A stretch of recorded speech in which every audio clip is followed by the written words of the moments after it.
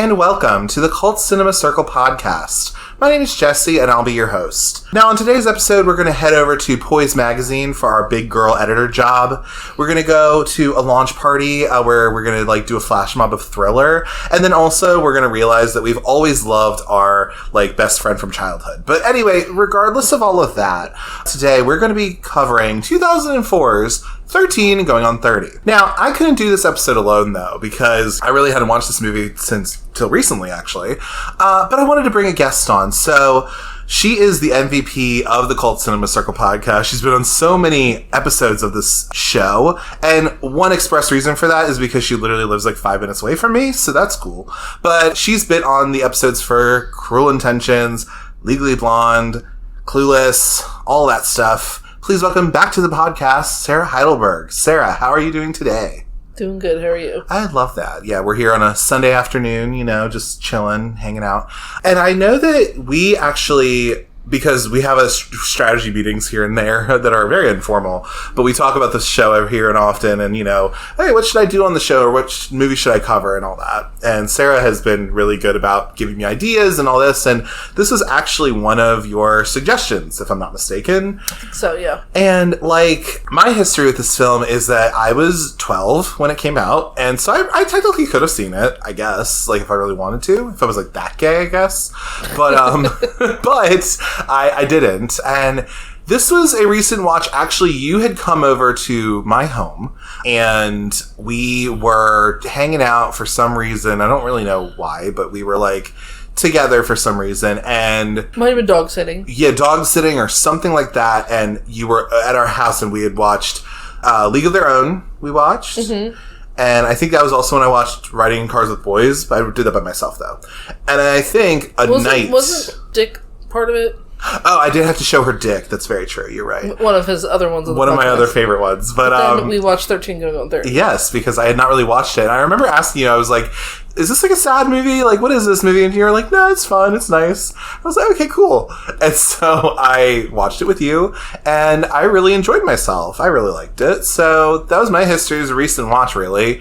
But I do think it can fit into this, Again, this is my show. I can do what I want. But, I think it does kind of fit into this, interesting teen movie of the 2000s thing going on, mm-hmm. We did Saved and, whatever. But, I just think, it can fit in there. We'll get into Jennifer Garner in a little bit because I love her a lot, and we'll talk about her. Yeah, but what is your history with this movie? Why did you want to come on and talk about it, I guess? Because, what is it about this movie that makes it stand out? I watched it back when it came out. Maybe not at the theater, but I think I watched it not too long after it came out. Yeah. That's Mean Girls with me. Yeah. Oh, Mean Girls is that. I watched that for sure. Mean Girls and The Notebook came out. Well, these came out in 2004, but Mean Girls and Notebook came out, I remember very close to each other, and I remember being in a friend of mine's house at the time, and I remember, them having the DVD and, me watching. This is not even related to 13 Going on 30, but I'm just saying 2004 era of movies being, they were just putting out all kinds of hits. They were. And, yeah, 13 Going on 30 came out, and it was just fun. Jennifer Garner, mm-hmm. just, bubbly, yeah, perky, playing this role really well. Yeah, and then, I don't know, I just felt it was really colorful, too, the 80s look and all that. And, yeah.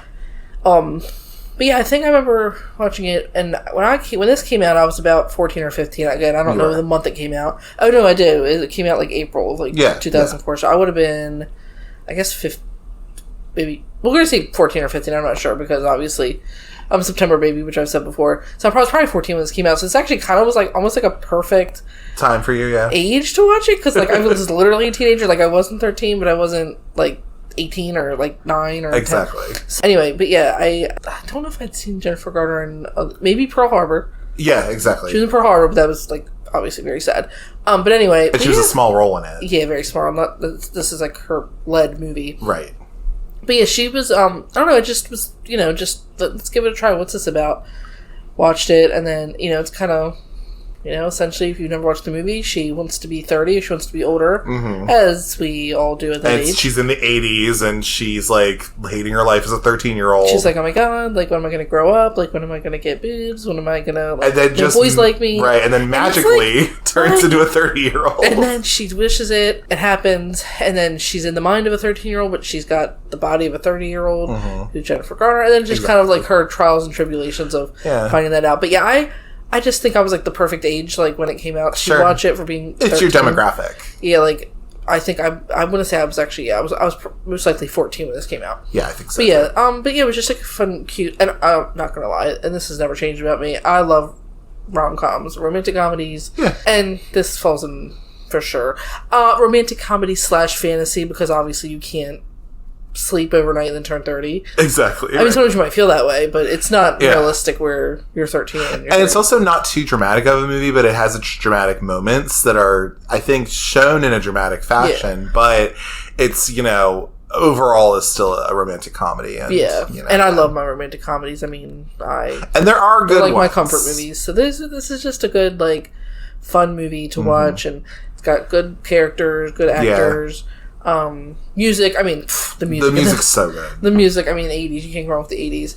And all in all, it just got, like, a good, like... Good vibes. A good vibe, good storyline, and it's just fun to watch. And, like I said, colors of, like, our wardrobe and...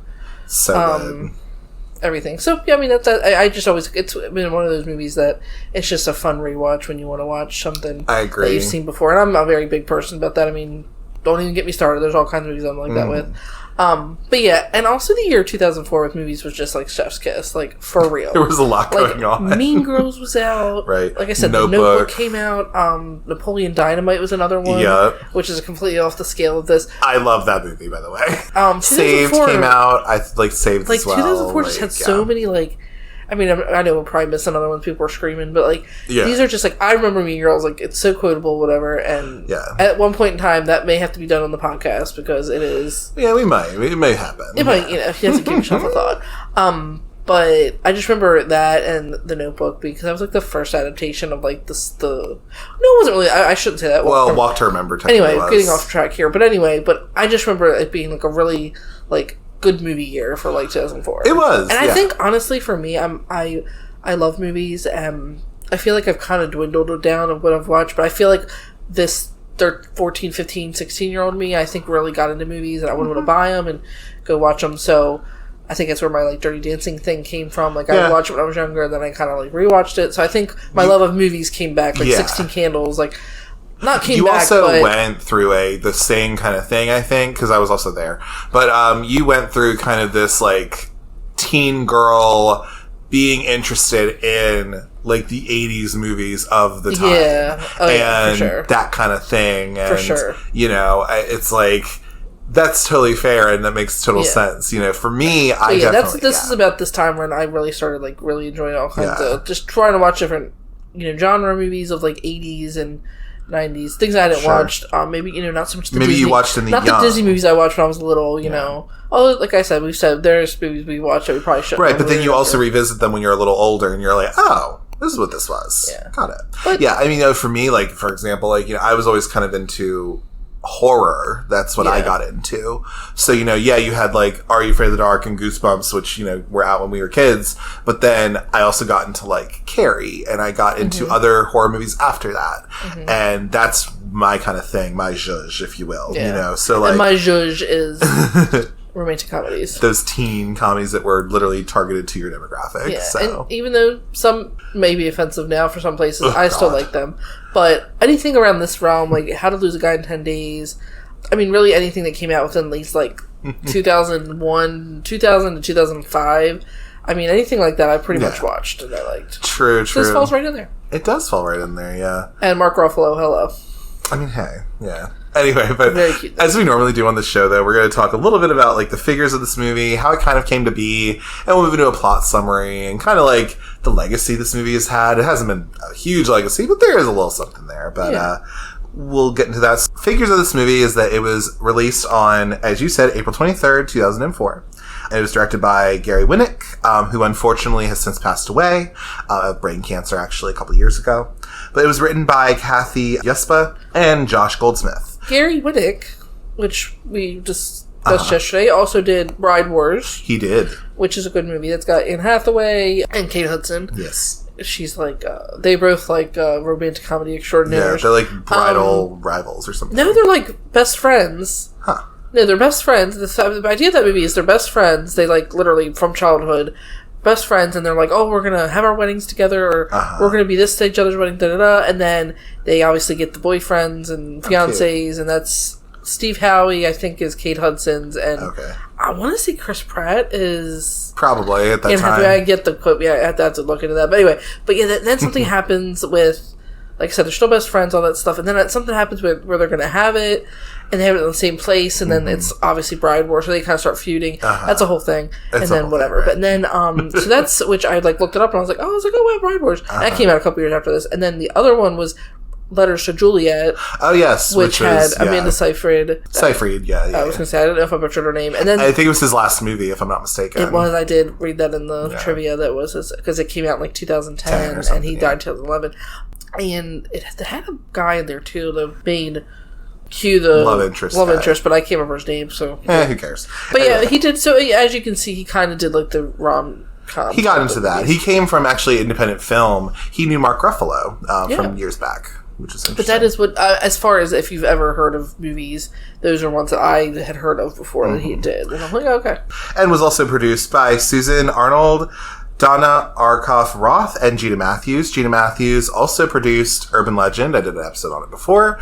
And she also helped develop the story as well, because that was kind of her gig, was that she would help manage writers and stuff like that. And so she helped to also kind of write this story and develop it.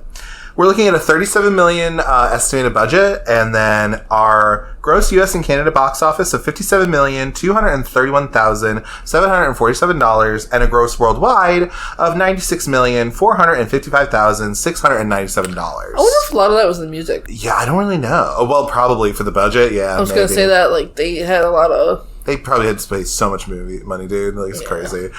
This is also known as Suddenly 30 in some other countries, because 13 going on 30 doesn't always translate, so I kind of like that, too. We're looking at a Rotten Tomatoes score of 65% on the Tomato Meter and a 70% audience score, looking at a 6.3 on IMDb out of 10, and then a Letterboxd score of 3.7 out of 5. What would be your Letterboxd score?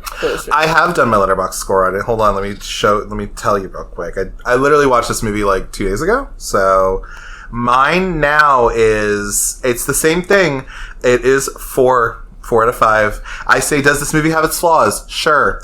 Is it great? Fuck yes. I love you, Jennifer Garner. That's literally what I said. So yeah, I would give this like a 3.5 or 4. It's the ending for me that just, like, really sinks me, where I'm just like, yep, this is a 4. I love it. I don't give a shit. So, anyway. But, for our cast of characters, as we've already mentioned, we have good old Jennifer Garner as Jenna Rink, and also Krista B. Allen as the young Jenna Rink. We have Mark Ruffalo as Matt Flamhalf, and Sean Marquette as the young Matt. Judy Greer, our girl, we'll talk about her too, as Lucy. Tom Wyman, don't know where Tom comes from, but okay. And then Alexandra Kyle as the young Lucy. Andy Serkis as Richard Nealon, the boss at Poise. Who was Gollum in Lord of the Rings. Yes, he was. Kathy Baker, and also worked with Judy Greer, too, in Planet of the Apes, which is fun. Wow. Yeah, they both played, like, 8 people. Kathy Baker as the mom, Beverly Rink. Phil Reeves as Wayne Rink, her dad. Lynn Collins as Wendy, who is Mark Ruffalo's, like, fiance. Susan Egan, who is Belle from the Broadway version of Beauty and the Beast. She plays a character in here, Tracy Hansen. I think she works at the magazine or something.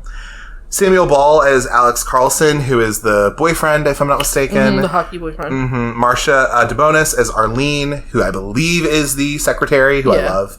Trish Sackett is played by Kirsten Warren as well. The Trish Sackett was, fun fact, she was in Saved by the Bell, the college years. Oh, really? Yeah, so Saved by the Bell, obviously we all know who that had all the teens in it. And then the college years, I don't think retained some of them, but not all of them. I don't think Elizabeth Berkley, a.k.a. Jessie, or Lisa Turtle, Lark Voorhees came back, but like Kelly did. Everybody else did. Tiffany Thiessen, or whatever you want to call her now. But then I think they inputted her, I think she was in there as, like, one of the originals, and then they had, like, so they wanted to have, like, 3 guys, because, you know, the 3 guys, like, the 3 original guys were still at the college, right, and the girls were, like, some blonde, sorry, I don't know her name, and then it was this, because I think they had her, it was like... this lady, yeah, it was whatever her name is, because she had, like, red, like, the curly hair, but obviously she was, like, probably, we'll say, 15 years younger. Yeah, something like that. And I think they had her with AC. Oh, yeah. I think they had her dating Mario him. Lopez, yeah. Anyway, so I just remembered when I saw her, I was like, she was in college. We then had the 6 chicks all played by different young ladies. Ashley Benson from, I think, Pretty Little Liars. I think she was in Pretty Little Liars, yeah. Brittany Curran, who's also an actress lady. And then Academy Award-winning Brie Larson is also one of the 6 chicks, too. Like, that's pretty crazy. Crazy. An Oscar winner. Yes. She, is, like, playing a kind of a very and it doesn't make us feel bad at all that she's literally our age and won an Oscar. It's fine. Right. It's okay. Cool. Megan Lusk as another 6 chick, and Julia Roth as the 6 chick. We then have Renee Olstead as Becky. Oh, Becky is the neighbor. I loved her. Oh, another thing about Becky is she was in that one show. I used to watch it back in the day. We love you, Becky. Red hair. Less Than Perfect? No, let me look it up real quick. It's going to bother me. But I used to watch it because I think it was on Freeform. Oh my god. It probably was Secret Life of the American Teenager? She was in that, but it was not that. Damn it. Okay. We then have Gina, who's played by Gia Montagna, which I guess she's some other chick. And then Chris Grandy is played by Alex Black as a teenager. And then is also played by Jim Gaffigan as an adult. So that's fun as well. That's a fun little ending. Well, it's near the end of the movie. Fun little ending, yes. Oh, some critical response quotes I have of this movie. We got Keith Phipps from the AV Club, who states, apart from the moment when Garner self-consciously flirts with a 13-year-old boy, the film is pretty much devoid of comic spark, and though it seems to have sweet intentions, it keeps sending mixed messages. Okay, that's fair. We have Jeffrey M. Anderson from The Combustible Celluloid, who states, Garner is buoyant and clearly is having a good time.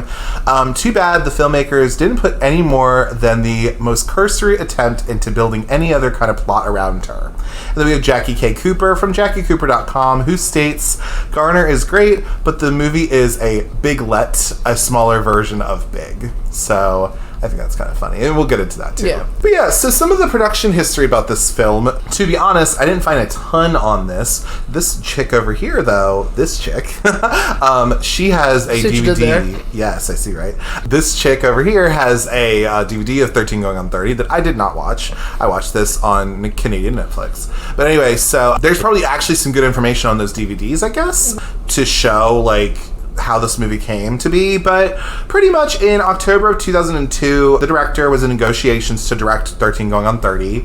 It was announced that Susan Arnold and Donna Roth were producing this with the writer's manager, Gina Matthews, like I was saying.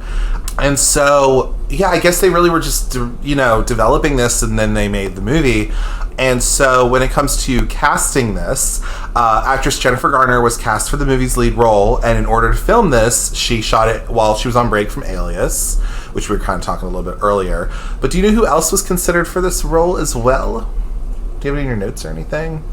I read it, but I don't think I wrote it down. We have Gwyneth Paltrow. Nope. No, I couldn't see that. Hilary Swank. That's fine. I could see it maybe a little, maybe. And Renee Zellweger. No. Oh, now you're saying the names, and now it's coming to me. No. But they were all considered for Jenna. But as we said in our previous podcast before to Legally Blonde, nobody could have played Elle Woods better than Reese Witherspoon. So they got the right person. I really think that. And I know you kind of say that because, that's who plays it. Like, so-and-so. Yes, I get it. Like, Kate Winslet, nobody could have played Kate, Rose better than, Yeah, but I just think that the way this movie goes and how they did it, putting Gwyneth Paltrow in that thing, it wouldn't have worked. It wouldn't have been. Renee Zellweger, she's got her stuff that she does, and she's, she did Bridget Jones. She did Bridget Jones' Diary, and you know what? That worked for her. I watched them. Sure. Actually, I watched them like all not too long ago because I had like literally never jumped on that train to watch Bridget Jones' Diary, Baby, whatever was. And I was like, let me give them a try because I usually don't watch that, and I liked them. They were, I could say I watched them, but like that was like more her route, sure, yeah. Her path. But being Jennifer Garner, just like I think like with the way this movie was and is, I just think that she was just the right choice. Yeah, she has a certain level of innocence to her in a way, but she still does. And she still does. But I also think like you buy her as like this 30-year-old who's like hot and like, you know, but doesn't quite realize she's hot like that, or at least as a 13-year-old. But she just like also plays like the role it's supposed to be. Like she plays it like she's trapped in the body of a 30-year-old and she's 13 in a way. I love that. But yeah, so I feel like Tom Hanks was similar in The Big. Exactly, right. Like he did probably good. I don't know who else was up for that, but I think that he was the right, you know, if you were to look at that, he was the right one to do it just because Tom Hanks isn't timeless as far as roles that he has. Yeah, and then so everyone else is kind of then, you know, cast as that as well. And also Judy Greer, she always plays a very good... She plays the best friend all the time. Best friend, sidekick character, and she played her role that she had, because obviously you get near the end of the film and she's like conniving, you know, and then she plays that well. And we love Judy Greer here. She's been on the podcast with Jawbreaker, and she's on here now with this, and she's an icon, and I love her. Yeah. But this was a good, like, she was good at this role with what she did with Jennifer Garner. They played well off each other, I thought. I definitely agree.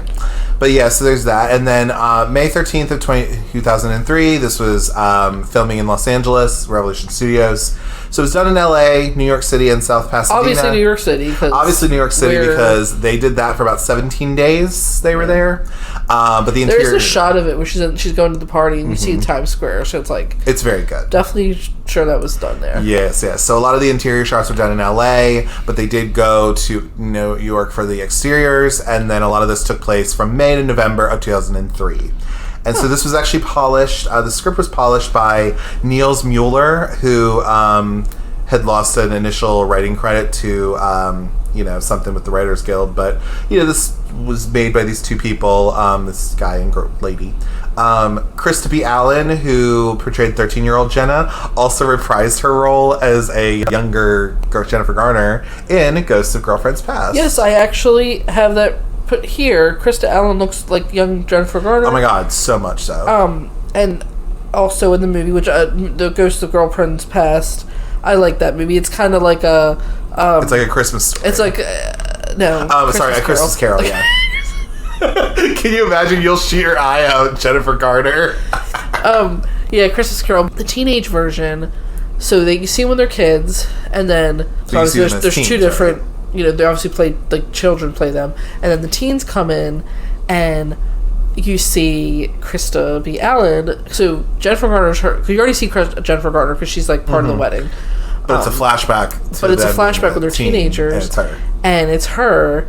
And you're like, oh. And then I think this was made in like 2009 like 9 or something. Like so it was a couple years after. So she'd already did 13 going on 30. So you're like, oh, I was like, that's perfect. They used her again. Yeah. Because they did the flashback. And even now, like, she's still, as a 30-year-old, because she's now 30 or something like that, like, she does look like a young Jennifer Garner. Yeah, and I guess they just look similar. Some ways, maybe they could still do something. And also, Alexandra Kyle, just at that time, looked like a young Judy Greer. She really did that. Really does. Like, it's crazy. And, like, Judy, like, I was watching, because I was watching a little bit of the commentary, not, like, during the movie, like, it wasn't like that, I just watched the movie straight, but I was, like, watching these, like, things, and she was like, she's like, you're beautiful. She was like, she's like, did I look like, she's like, did we look alike?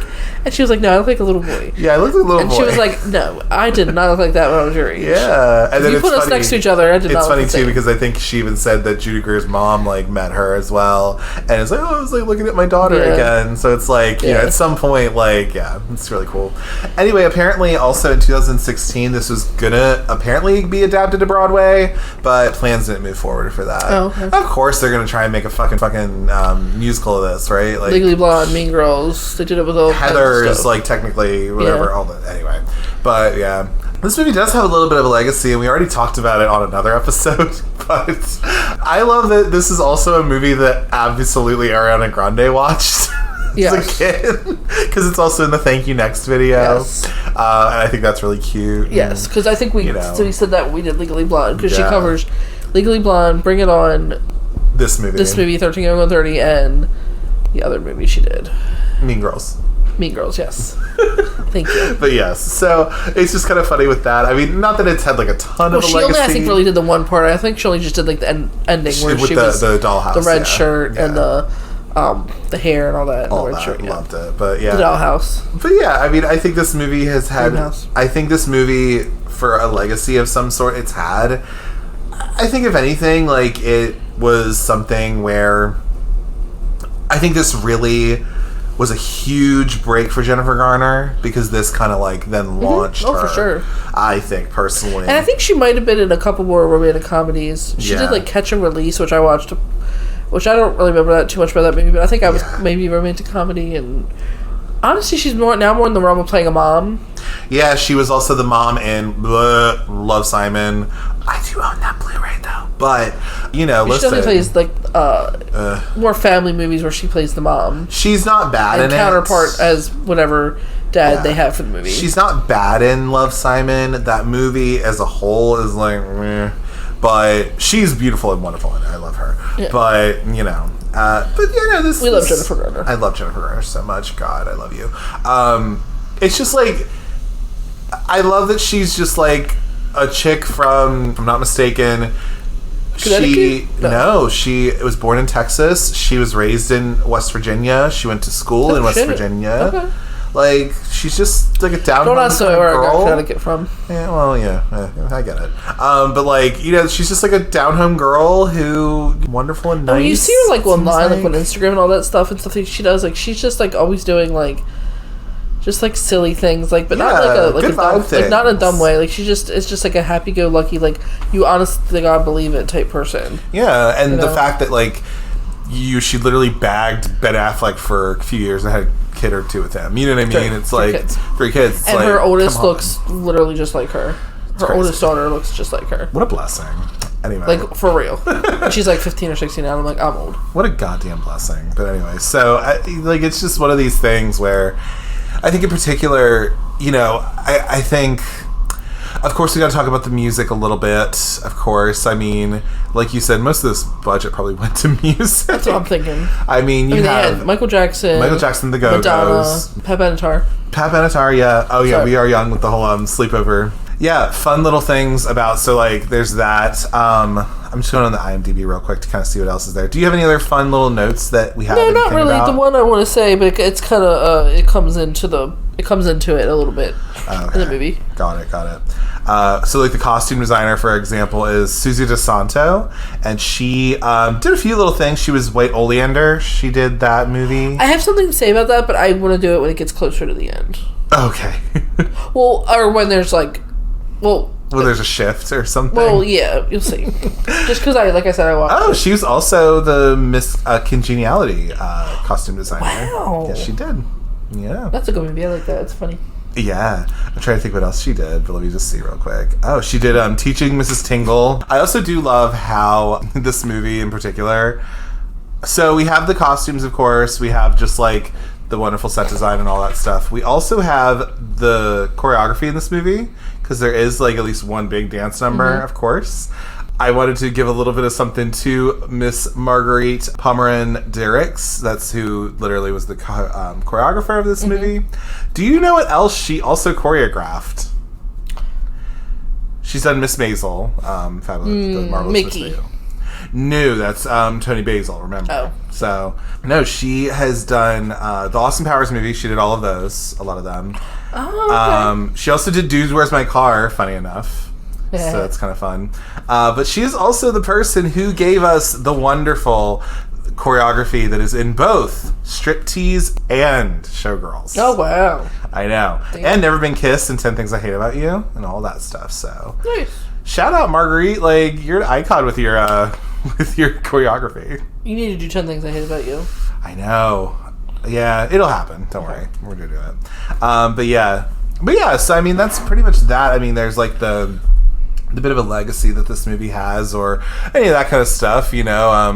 I think, like you were saying, it's a movie that's very fun, and you don't have to think about it too much. It's a nice, you know, little thing, but yeah. But if you have no other notes to talk about before we get into a plot or anything, we're then going to move into a plot of 13 going on 30.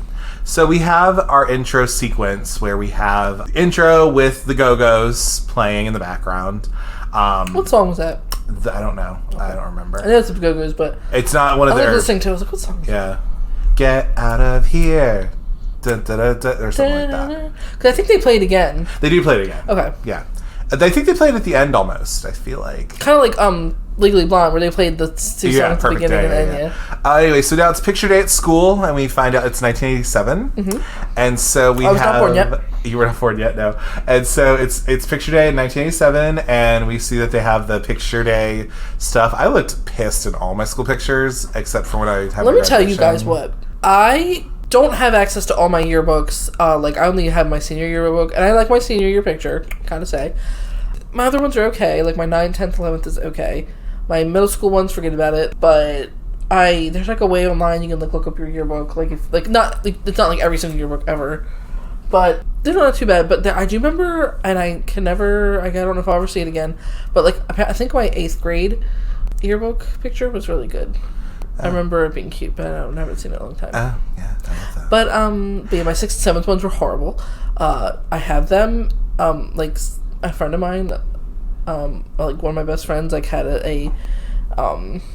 like has them, and I think I was like, what about my 8th grade one? And I must have she was like, I have it cut out, and I'm like, what was my thought of like cutting that out? Like what the hell did I do with that back when I was like 14 or 15? You thought you were a hot bitch, Sarah. Right? I'm like, whatever. But I remember I think I like that one. But anywho, but yes, I can definitely attest that there's definitely some bad ones. I looked horrible in some of mine. But I did like my senior year one. I was just chunky. So like there was that, and then also when I was in 9th grade, because I had lost a bunch of weight at that point, I like just looked really pissed, and I had this like long hair. It was like, girl, I looked crazy. Yeah. But anyway, so whatever. But this is Jenna getting her pictures done, and the guy who's taking your pictures is calling her Gina, and she's just like, it's Jenna. Yeah. And then she just looks like a derp. Like, I love it so much. He like gets her like with her mouth open, and she's like, yeah. And so she gets her school pictures from wherever the hell they got them from. Yeah, they order them, Picks them up. And then we have our intro to Matt, played by Sean Marquette, and Jenna Young was played by Chris B. Allen, as we said. And we find out that he's like a photographer guy. He's got his like little little camera. And they're friends, and they're talking with each other. And so then we get our intro to the popular group of the school. Now, I guess these people are still in middle school. The school. We did just do Brady Bunch movie, and I'm obsessed. But anyway, so school. But we do have like the popular chicks who are called the 6 Chicks, because there's 6 of them. And so I'm not naming all of them who are in it, but we have Tom is like the leader of it. I guess they're in middle school at this point. I think so. So they come up, they say hi to Jenna, and then they call Matt Beaver because he has buck teeth, kind of, sort of, I guess. How are things at the dam or whatever? And they're just talking about, like, oh, hey, are you going to come to my party? Blah, blah, blah. Like, because Jenna's going to have a birthday party for her 13th birthday. And so then we see that Tom goes over to her and is all like, oh, yeah, like, this teacher has, like, us on this project proposal. And, like, Jenna pretty much says, like, I'll just do your project for you. And she's like, great. And be like, well, we'll see you then. So I'm like, all right. And so Matt's all like, oh God, like, I'll meet you outside or whatever. And then this is where Tom says, it's not like she needs a play-by-play or something like that. I was like, yeah. And that comes into a little bit further. But yeah, so we see that Jenna is not exactly popular, but she's not exactly the nerdiest of nerds. She's kind of in the middle, whatever. Right. It's fine. But we do see that Matt and her are walking home. And we end up finding out they do live next to each other. They're neighbors. They are neighbors. And so she wants to fit in. She's like, oh, don't worry, I'm going to become a 6th chick and whatever. And then Matt's all like, you can't become a 6th chick. There's 6 of them. Like, that's the whole point. Yeah, there's not a 7th 6 chick. There's not a 7th 6 chick. But anyway, so she wants to fit in, all that stuff. So then they're walking home and all that kind of thing. They go to their respective homes. We do see that they say... when they leave each other, one of them says arrivederci, the other one says au revoir. So we have that kind of fun little thing. Cute, it's very cute. Then Jenna is in her room getting ready for her party. So she has her iconic little outfit going on, which is very cute. And she's also stuffing her bra because she wants boobs. And let me tell you, I feel like when I was probably like in 6th grade, I may have done that. Like, just I don't know if I ever like went to school with like stuffed bra, but I didn't have that problem later on. Like, whatever, I developed. I was a what do they call that? An early bloomer. Yeah. So I mean, I think who doesn't do it? Like, they just whatever. Yeah. But well, I didn't because I was not a woman. So we have that. You do when you're a teenager. She's getting ready for her party, though, and her parents actually come in with a video camera to, like, document this, and she's just like, no, stop. Like, I look crazy or whatever. And I think she's playing Jesse's girl. Well, she's not playing it. I think it's playing on the TV, I think. But yes, I was getting to Jesse's girl because, listen, as somebody named Jesse, this song is the bane of my existence. Especially as a gay guy, because I'm not into women. So, like, it's just... I mean, I like Rick Springfield, don't get me wrong, but, like, I hate this song sometimes because I'm just like, shut up. Like, I can't...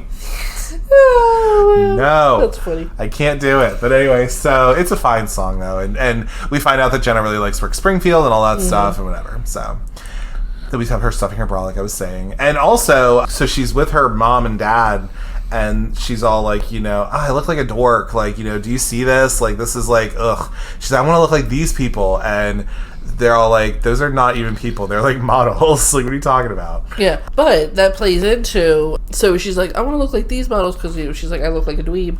And she has Poise Magazine because that's like her magazine. So Poise is around. She's like flipping through she's like, because that's what she wants to do when she gets older. She's like, I want to Poise, So she's like, I want to look like them. They're like, well, they're models, honey. And then you're like seeing her like flip through the pages, and then you like see like one's like sitting on a chair, and then like you're seeing like the background. And you'll see that, like, basically, probably, like, in 10-15 minutes, like, later into the movie, that's, like, her apartment. Like, that's what her apartment looks like. Oh, really? Yeah. That's fun. I love that. Because it's one of those things, like, I think you'd, like, don't realize it when you're like, oh, she's looking at the magazine, and then you see it, but then, like, I, like, paid attention yesterday when I was watching it, and I was like, well, that, from seeing the movie a few times, like, I know, and I'm like, I'm pretty sure, like, that's the same thing, and then I, like, did look up, like, the trivia, like, I, like, looked it up, and they said it, but, yeah, like, essentially, like, this set they're using for this, like, photo shoot in the 80s, and she's, like, pointing out these pictures, like, I want to look like these models. It ends up being like, it literally, like, her apartment, like, looks like that. That's cute. So, yeah. That's kind of cute. It's kind of a fun little... Anyway, so then we have Jenna's downstairs in the basement with her party. She has Thriller playing, literally Thriller by Michael Jackson, and she is dancing to it while she's just little alone. dance moves. Yeah, it's really cute. But then Matt shows up because again he lives next door to her, so he shows up to the party. Nobody's there yet, but it's down there. And then one of the things that he gets her, though, he's made for her, that he shows. He says her. He has like 3 presents to give her. Yeah, 3 presents, and one of the big presents he gave her was this dream house that he made for her, where it was literally like she's in the bathtub, like he has these like little figures where it's like, oh, she's in the bathtub like reading Poise or whatever, and then Rick Springfield's like on the couch downstairs, and he's on creep watch to make sure he's behaving himself and all that. It's very funny, but it's very nice. And he gives her this dream house. It's pink. And it's like just cute, like it's a sweet little. It's really nice, and they're best friends, and they talk about how they're best friends too in this part of the movie, and talking about all that.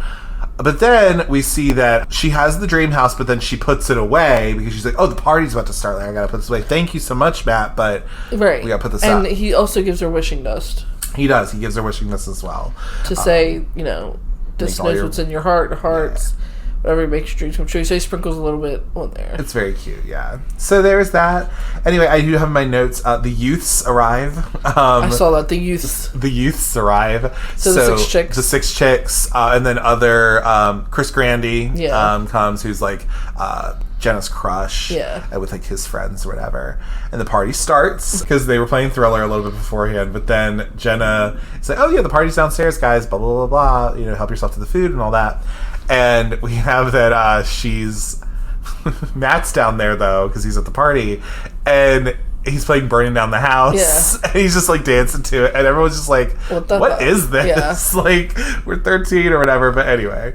So they're all just kind of like, again, the party's just kind of like, whatever. But it's a 13-year-old's party. Like, what the fuck? But anyway, so they want to get it to be real interesting, though. So they decide, because Matt's there, but the 6 chicks are all there and all that stuff, too. And, like, they're just not feeling his vibe. He's not feeling their vibe. And he's just like, hey, Jenna, like, I'm going to, like, go and, like, I'm going to go back to my house. I'm going to go get my Casio. I'm going to come back, okay? And then she uses the line that Tom said earlier to her or to him or whatever, saying, it's not like I need to play-by-play. So you're like, oh, that was kind of weird. Why would you say that to your best friend? Like, you're being kind of rude to him. Like, okay. Anyway, so he goes to his house to go get his Casio keyboard because he's about to get it fucking bumping, okay? Yeah. And anyway, but while he's gone, they're like, oh, let's make this a little more interesting. We're going to do 7 Minutes in Heaven. And they explain the game as like, oh, you know the game, like where a guy can do whatever he wants to you in a closet for 7 minutes. I was like, whatever he wants to you? What the fuck kind of like sexual assault shit? Like, no, ew. I thought it was kissing, like, but whatever. Okay, Tom, weirdo. Anyway, so I have not either. We were so lame when we were kids. I was not either. At this point, I think, obviously, like, once Matt left, they changed the music, and you could hear Crazy for You by Madonna playing. I love it, yeah. And that was the first time, it had been in a movie, like, in the 80s. Like, I think it was in something called Vision Quest or something. Oh, yeah. Never watched that movie, but apparently I think it was in, like, that's where it came from. Like, I think it was made for that, like, movie. She had a weird movie. But anyway, they're playing this in the background, and this was the first time I'd ever heard it, because it's like, I wouldn't have watched that, I had never have, and I didn't watch it before that. So I was like, oh, okay, and because you hear this now, and you hear it in the movie. And this is the first time I ever heard of the Crazy for You by Madonna song, and I really liked it when I heard it. So it's the first time I heard it, and I really liked it, Anyway, so they put Jenna in the closet. They're like, oh, well, guess who wants to go first with you? Chris Grandy. Like, okay. So they put this blindfold on her. Which is like a scarf, yeah. It's like a scarf. They put this little blindfold on her and be like, stay in there. Like, and so then, this is just so rude. Because they put her in the closet. They're like, okay, like, he's going to come in and, he likes to go for second base and blah, blah, blah. Right. So she starts taking her tissue out. Yeah, she starts taking her tissue out or whatever. And so then, fucking Lucy and the Six Chicks and then everyone else starts like, because she asks like, where's that project proposal you were working on for us? Yeah. Be like, it's on the table. Yeah. So she takes it. She then she's just like, hey, let's like go. I think I can have my brother buy us some beer, as you do. And they took the food, like the literal food, from here, and they're just like going upstairs and whatever. And then Matt's coming down. Matt's coming downstairs, and Tom tells him, Jenna's waiting in the closet for you. She's like, okay. And she's like, okay, cool. So then he goes in the closet with her. In the closet. But, so he goes in there and, Jenna's in there and she's like, oh, it must be Chris. Like, oh, this is great. Because she says, like, as he's coming closer to her. I've been waiting for you, yeah. I've been waiting for you, blah, blah, blah. And she's like, oh, Chris. And he's like, it's not Chris, it's Matt. And then she's like, what are you doing in here? Like, and she, lifts her, like, scarf up. Yeah. And she's just like, what did you do? Like, nothing. Like, they were leaving. Like, I was coming down here and they were leaving. Right. Be like, you did something, didn't you? Right. And then he's like, no, I didn't do anything. What are you talking about, Jenna? And then this is where, I don't think they actually show this, but, like, I guess she's just like, okay, no, I hate you. Like, go, leave. Bye, right. Whatever. We then end up finding out later that I guess she threw the house at him, apparently. House, yeah.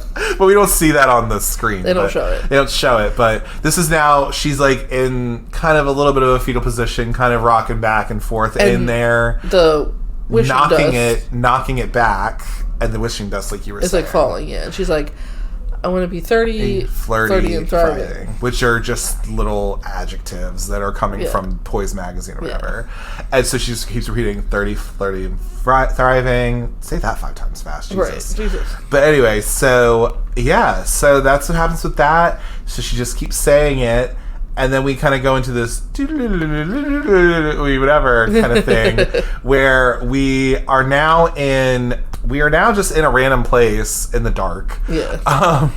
So this is now 2004. Because we were in 1987 New Jersey at this point. Yeah. And now we're in 2004 New York. We're now in 2004 New York, and we see somebody who is in, I guess, a bed, who has a face mask on their eyes. And the face mask is the same design as the scarf. As the scarf that she had put on for that. And so then we see like, this person's like waking up or whatever, and so then she's like all wrapped up in the covers. Exactly. She's all wrapped up in the covers. And then she like falls on the floor. She falls on the floor, right? You hear a big thump. And then she's like, oh, okay, great. And in my notes I have, we're in 2004, and oops, we're now Jennifer Garner. So that's what happens with that. It's that Jenna falls out of the bed, and she walks out of her bedroom, and she is walking. She doesn't hear that there's the shower going on. And so she just is walking out, and she's just like, Mom?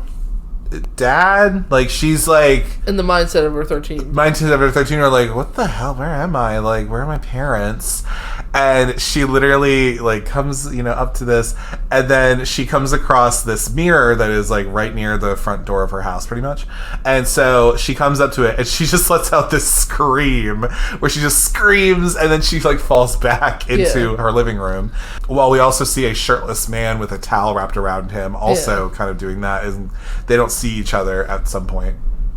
But she's just like, oh, God. And she's just like, oh, what is going on here? She's just like looking at the mirror, and she's just like, what is happening? Where am I? Like, she's what all is this? Confused, yeah. She's all confused. And so she's just like, okay. So she's like, she goes and she like sits on a chair really weird, where she just like slumps over somehow. I don't know what. I see. I think that's where you see like that the what she sees in Poise. That's where you're kind of like, I think this is the same apartment. But she's also seeing like these different letters, because before you could pay your bills online, everybody, you would literally get your bills in the mail, right, and all that stuff. And you can still do that. But anyway, so she's seeing all these things addressed to Jenna Rank. Like, what is this? Like, where am I? What is this? And so I guess she ends up hearing the shower. And because somebody is like saying like, hey, sweet bomb, like, whatever, and she's just like, who is that? Right. And so like, intruder. She's like, intruder.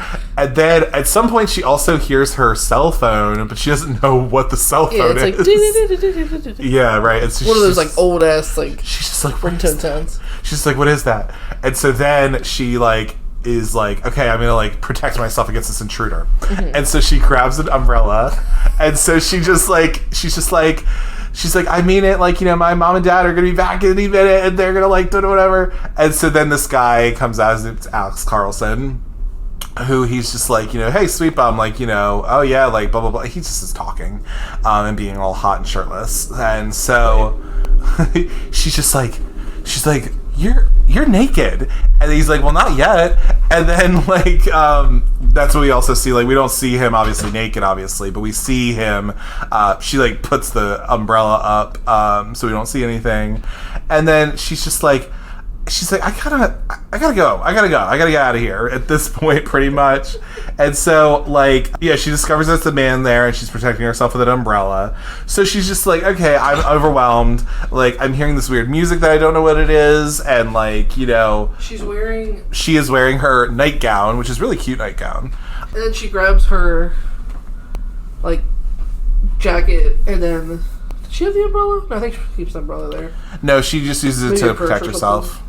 But she has her that, and then so she's just like, okay, I guess I'll just like go or whatever, and I'm gonna like go downstairs, I guess. And so she ends up going downstairs, and she's just like, okay, I gotta get out of here. Like, there's a strange man in my apartment or whatever the hell, whatever. And so then she's in this like penthouse ass place in New York, and so she has a car service waiting for her, and we have Lucy Wyman, who is a co-worker of hers, played by Judy Greer, who we get introduced to her, and so she's talking on her cell phone, being like, make sure he's at the party tonight. If you have to like grab him by his testicles and bring him there yourself or whatever. And so, because Lucy's saying like, hey Jenna, like get in the car, and she's just like, I'm not gonna get in the car with you. You're a stranger. I don't know who you are. I'd be like, okay, girl, like are we a little hungover? Like what's going on here? Like, get in the car. Come on. And so then... Because in her mindset, she's 13. She's 13, and she's literally like, I don't know who you are. And so she's just like, get in the car, come on. And so they're getting in the car, and then she's like, okay, cool, I guess, whatever. And so she takes all her stuff with her, and they're heading to work. And they're talking a little bit, like, Lucy's all like, the slip dress is a little retro. Like, it's very 97 unless it's retro. Yeah. And she's just like, wait, what? Like, huh? And like, she's like, you drink too much. She's like, you drink too much. She's like, she's hungover. Because, like, that's what her mindset is. Like, she's literally absolutely has not been drinking. Like, she's literally like, I am a 13-year-old. Why do I look like this? Where am I at? And her friend's like... She was like, there was a strange man in my apartment, and I saw his thingy. And be like, oh no, not his thingy. It's very good. And so they're just like kind of going on whatever, and they're heading to the job. Mm-hmm. So then she ends up, when they get out of the car, she's like, driver, we're here, like, can you let us out here? And so they're going, and this is when Jenna's all like, I'm 13, and she's like, Jenna, if you're going to start lying about your age, I would try maybe 27, maybe. And she's like, no, but literally, I'm 13 years old. Like, what are you talking about? And so this is when Lucy kind of sets her straight. She's just like, listen, repeat after me. Like, I am Jenna Rank, big-time fashion magazine editor. And she's like, I am? Like, what? And she's like, I'm a tough bitch. And then, of course, like, Jenna's like, I am a tough bitch. She whispers it, which is very funny. And she's like, I'm going to go in there. I'm not going to let anybody know that I'm hungover. And she's like, but I'm not hungover, though. That's the thing.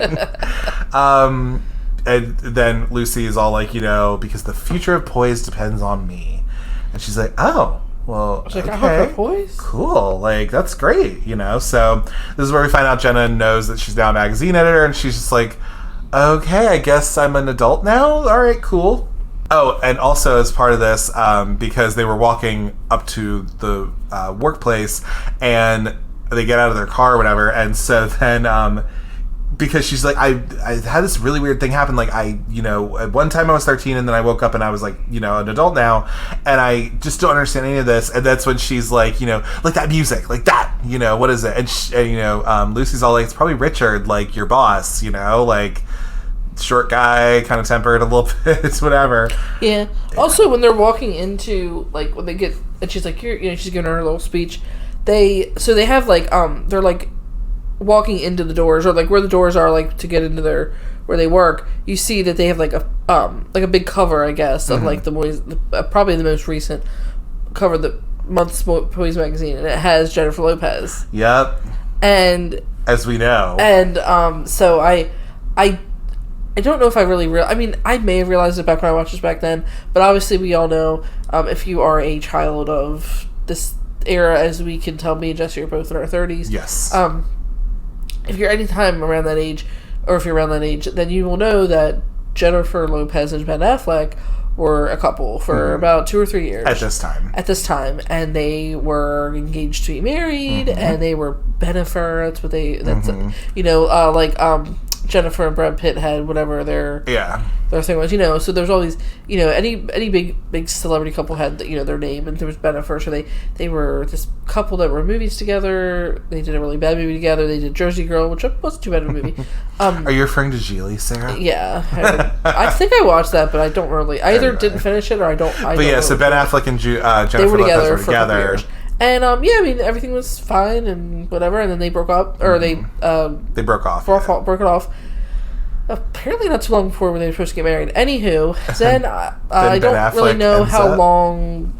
I don't know how long they weren't together, but then you saw that Ben Affleck and Jennifer Garner were seen around, and they were becoming a couple, and they got married. I think they got married in 2005. Something like that. So I don't think they really had a long courtship. Nope. And, but also another thing is they had done Pearl Harbor back, so I guess they already knew each other from doing Pearl Harbor, even though that was definitely his movie. Am I an idiot, or were they in Daredevil together, or no? Was Daredevil another guy? Oh yeah, you're right. Yeah, Daredevil, because she's Elektra. Yeah, so Daredevil was a movie he did where he's like, he's in the Marvel universe or something. Yeah, he's like a blind. He's like a blind superhero. Yeah. I watched it a long time ago. Yeah. And Elektra is a side character in that, played by Jennifer Garner. Yes. And then she got her own. But Pearl Harbor was the first thing they were in, because that was before that. Because I think, I don't even know when Daredevil came out, but anyway, so they were not together. Okay, so they was all kind of like around each other. So they had already knew each other by that. Now, I don't think anything bad happened. I just think maybe Ben Affleck was doing other things with other people. Yeah, and then nowadays, so they were together. And I think Jennifer Garner was dating some guy. She was dating Michael Vartan? No, not him. Scott Foley. He was, yes. So anyway, but Michael Vartan was an Alias. And he's never been kissed. He has never been kissed, yeah. But yeah, she was with Scott Foley, because that's who she got her the award ceremony I was talking about earlier, that's who was there with her. So it was Scott Foley, also known as Roman Bridger from Scream 3, and also from Dawson's Creek. Okay, gotcha. So they had Jennifer Lopez and Ben Affleck had split. Jennifer Garner and Ben Affleck had gotten together. They got married, and they had 3 children together. They had 2 daughters. And then they broke up. A son. They were together for quite some time, though. They were together for, I want to say, over 10 years. Yeah, something like that. Because this is a recent thing that, like, they broke up a few years later. Yeah, a few years ago. He had whatever his things were, and, I if I had to guess, I don't want to point fingers, but I would probably say it was probably his unraveling that probably ended it, because I just can't, whatever. Yeah. But anyway, so obviously they still co-parent because they've got children together, and they will always be in each other's life. And guess whose arms she went back into? And now mind you, Jennifer Lopez had been with Mark Anthony. Yeah. And she kept herself busy. Alex Rodriguez. And whoever else she was with. Had children of her own with Mark Anthony and all that stuff. But anyway, about like what, 2 years ago. Mm-hmm. Yeah, she got back with Ben Affleck. Yeah, and now they're married. For real. For real. This is like they were together. news. Like they were literally. I'm not even joking. They were literally apart like 19 years. Like literally, and they almost just like 20 got years, back together. and like now they're back together. It's like okay. That dick must be good. Anyway, so, but yeah. But it's kind of funny how like they started like. I know. Like that. Like I'm sure him and Jennifer Garner knew each other because of doing movies and just being actors. Yeah. Because see, Jennifer Lopez kind of does the dancing, the singing, the acting, whatever. But it is she don't does discount her beautiful, wonderful Selena. Okay, God. Yeah, and then she has like a clothing line. Like she has all kinds of stuff. Yeah. So she kind of like does a little bit of everything. But anyway, they kind of knew each other, and then they were together, and then they broke off, and then they got together, and they got married, and had a life together, and did the thing, and then divorced, and now they're co-parents, and now he's back with. So technically, Jennifer Lopez is like stepmom to. Yeah. In all reality, stepmom to the kids. To the kids, yeah. And I mean, I would like to say maybe Jennifer Garner and Jennifer Lopez. I mean, hopefully have like a maybe. Maybe they're cordial. If anything, that's what I was going to say. That's the word. Some type of word. That's what I was. Yeah, because you kind of have to be at some point if you don't like her, and you're just like, I hate that bitch's guts. But whatever. I don't know. I would just like to be like a fly on the wall, just when all that stuff was happening back then. But it's just crazy. Like 20 years later. Welcome to the Cult Cinema Circle Gossip Podcast. Yeah, we could go on a whole different level. Oh God! Anyway, but yeah, so that is kind of funny how they had that, and obviously it's very fun. We have our intro to Richard, played by Andy Serkis, who again is Gollum from Lord of the Rings, but he plays the boss of the magazine. He's like the big boss, I guess. Editor-in-chief. Yes. And so have a work meeting. We also get our intro to Arlene, who is the secretary to Jenna, I guess, as well. Yes. She also sees her. And they're in a little work meeting. So what we find out in this work meeting is that Poise is a magazine, of course, and Sparkle is the rival magazine. And they always seem to scoop Poise, meaning they get the same person to pose for their cover of the magazine, and they're just very similar. And they're like, who do you think they're going to want to read? The 10th something or the 11th? Like, they're one-upping it, so like they won't pick up Poise magazine, they'll pick up Sparkle. So this is like, obviously Richard is saying like, obviously someone has intel and has been sharing secrets to Sparkle. And so, And spoiler, it's somebody who's very, you wouldn't think who it is, and then it comes out who it is. And that's what it is, but they don't know what's going on. We don't know what it is yet. But then, of course, like Lucy's all like, oh, hey, we have this going on. Like, Jenna just fired Charlotte yesterday, blah, blah, blah, blah. And she's like, I did? Wait, what? I fired somebody? And in the meantime, she's like, hey, like, she's trying to get her, she's like, I want to reach out to my parents. She's like, I want to call my parents. And she was like, but you told me never to, like, if they call, bother you with things, and it just kind of shows you like you see that Arlene is all like nervous. She's just like, please don't fire me as my friend, and she's like, why would I ever fire you? Like what are you talking about? Like, you kind of can gather like how she normally would be, how she's probably like she comes across very bitch. Yes. And so then Arlene is also tasked, like a bad person. Yeah. Arlene is also tasked with like, hey, like, oh, I want you to like, I want to get in contact with my parents, but I also want you to like, because she brings something Arlene brings something to Jenna during the meeting. Yeah. And then, Richard's all like, Arlene, like, leave, like, you're just an assistant. Right. I've been an assistant, and sometimes people treat me like shit, but it depends. I don't know. It depends. But anyway, so like fucking. But she wants to get in touch with Matt. Yeah. So she's like, here's where he lives. Like, go find him. Like, and give me his information because I want to talk to him. And she's like, that's all she remembers. Fine. She remembers she's like, I remember talking to Matt, and that's it. And parents, yeah. Right. So she's like, okay, cool. So yeah, we have this idea that like, okay, somebody is feeding them secrets and all that, and so I'm like, oh well, corporate's saying this and blah blah blah, and they're just like, we don't want to do the.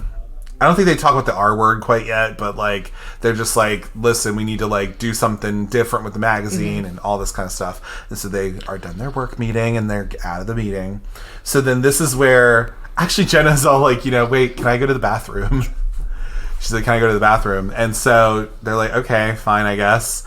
And so this is then when, because she might have also mentioned the family calls thing at this time, but like she then gets from Arlene, she gets the information to Matt of like, hey, that address you gave me or whatever is his parents. So his parents are still, essentially Jenna's parents and Matt's parents are still neighbors. And they but live obviously in New their Jersey. children moved out, And they moved out, right. So, but then you have that, but you know what I thought about when I was watching it yesterday? Sounds like, okay, because like, okay, first off, once they didn't live there, then they'd be like, then she kind of been screwed, but of course, I guess they still live there, so. Their houses are cute, though. Like, that's just, like, such a sweet, like, cute neighborhood. Who wouldn't move from that?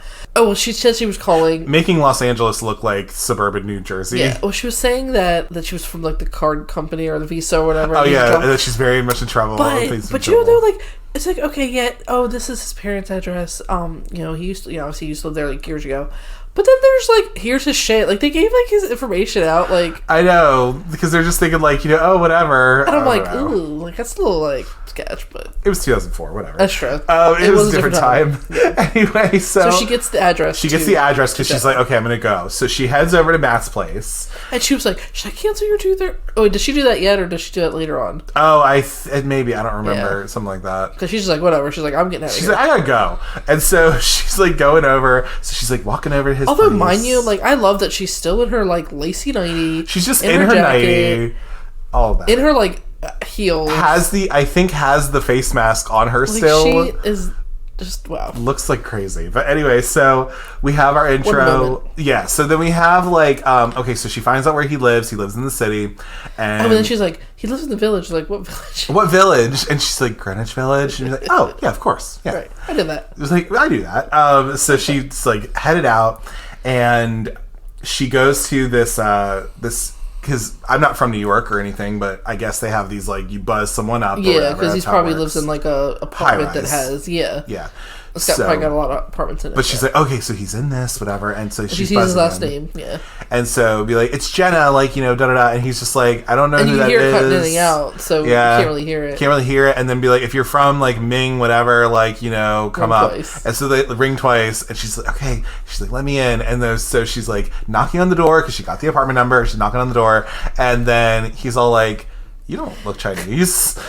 Because he was getting Chinese food. And then, like, the chain link is, like, you can see his face for the first time as Mark Ruffalo, as the grown-up Matt, and then you see her, and she's like, Matt, or Matty, or whatever she calls him, and then she was like, it's Jenna, and he was like, and then he, like, shuts it, like, she's like, never. Okay. Oh, okay, I guess I'll go. And then he's, like, unlocking the door, but it's just funny. He, like, answered, he's like, you're not Chinese, and he's like, right, because he's, like, because he was not I'm sure that was the last person he was expecting to see on his doorstep was Jenna Wink, yeah, so then Jenna is talking about how, so she's coming into, just unannounced, like, in his apartment. Come in, yeah. And he's just like, she's just like, oh, well, what do you do? And then he has, like, a Blue Velvet poster on there, which I love. Blue Velvet's a great movie, go watch it. Laura Dern, Kyle MacLachlan, all that is so good. Dennis Hopper. But anyway, so she's just like, oh, like, what do you do? Like, this is a great place. And he's just like, I'm a photographer. Like, I do that. She's like, oh, that's great. Like, you've always wanted to be a photographer. He's like, yeah, pays the bills. Yeah. But obviously he's not doing as well as she's doing, technically, really. Yeah. But anyway, she lives like... But can we just take a moment to give flowers to Mark Ruffalo? Sure. I mean, also, he looked very, like, this time of him. It's just because obviously he's aged well, but he was like he's in the Marvel universe. I think a lot of these people have been in the Marvel universe somehow. Funny enough, Funny enough, but very good in this. Like this cute little like is this little indie, maybe indie alternative, yeah, alternative, and I don't know, it just worked for him, and very cute, and they make a very cute couple, and but anyway, but yeah, definitely, and as you go to watch the movie, he kind of like, even though things didn't work out with them as friends, like things kind of went sideways. It's just he's just a very stand up character throughout. Like, you know, when she comes back into it, he kind of just accepts it. He's not like, you know, you were he takes it back for what in high it school, is. and he's just like oh, let me just let this ride out and all that. But yeah, and agreed. Yeah, very good. Yeah, but and Jenna's talking about how like, all right, all I remember is that it was at my 13th birthday. I like was there. And then now I'm 30, and this is where I'm at now. Yeah. This is what happened. He was, like, super confused. He was like, what? And then my notes I have Matt is confused as fuck, and then Jenna is confused as fuck. Because here's the thing, is, like, he remembers it as, like, because he tells her. He remembers one thing, which was what happened, and she remembers, like, nothing of that, because she's whatever. And it had been the day of the falling out that she literally just became a different person. Like, she was this nice girl, sweet girl that was friends with him and did whatever, and then she wanted to be in with the popular crowd, aka the sixth chick and all that, and then she eventually, I mean, it's exactly what she got. And this was kind of like, because he explains to her, this is why he's confused, because she's just like, why are you back in my life? Why are you at my doorstep? Right. Why are you at my doorstep? Like, Jenna, we're not really friends anymore. And this is where he explains, like, you know, we haven't really talked in a while, like, we never really did this, like, it was like I think we can even point it back to your 13th birthday, like, whatever you're talking about, like, we had this kind of falling out, and we're not really friends. So in my notes I have Matt is confused as fuck because of that, and then Jenna is confused as fuck. She's just like, wait, what? Like, we're not friends?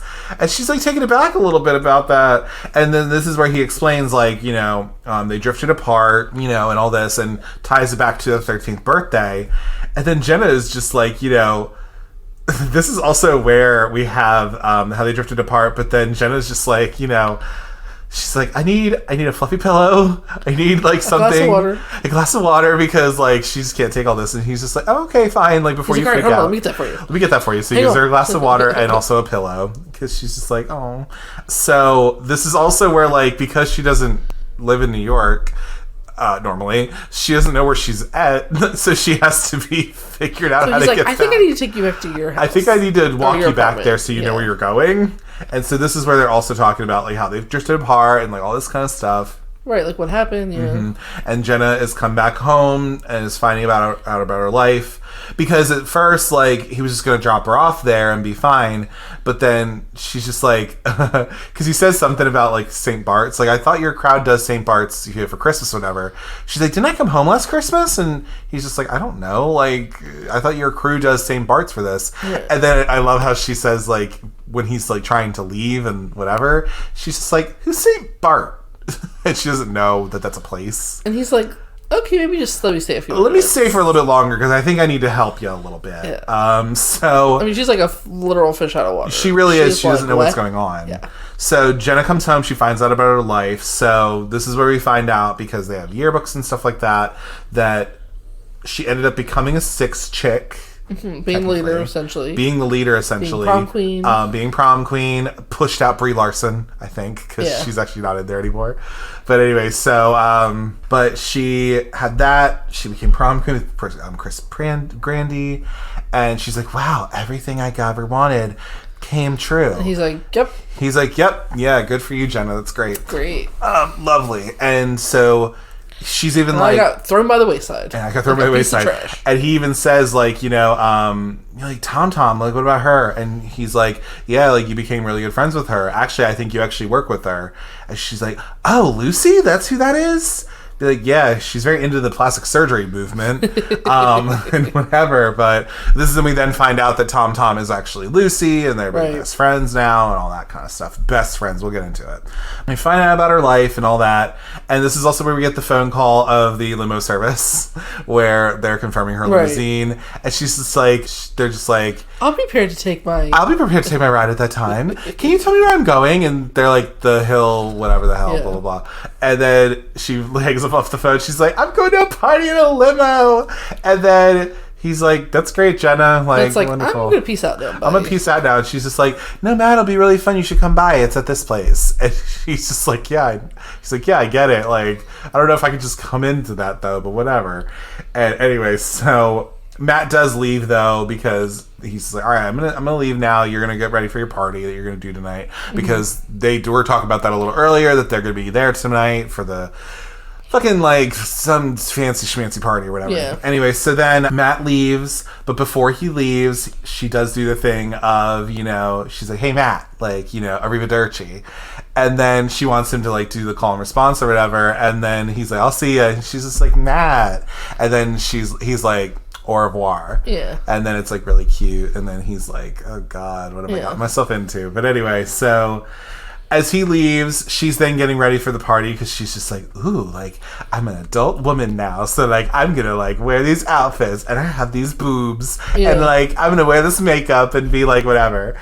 You know, she's getting ready to the song of I Want to Dance with Somebody. Which is such an iconic song. Rip, Whitney, love you. Right. And she's, like, going, like, through, she has, like, the curlers in her hair. Mm-hmm. Which I'm going to tie into that. Or not tie into it, but it doesn't make sense. But anyway, she has like a curl, like make her hair curly, I guess, and do this whole thing.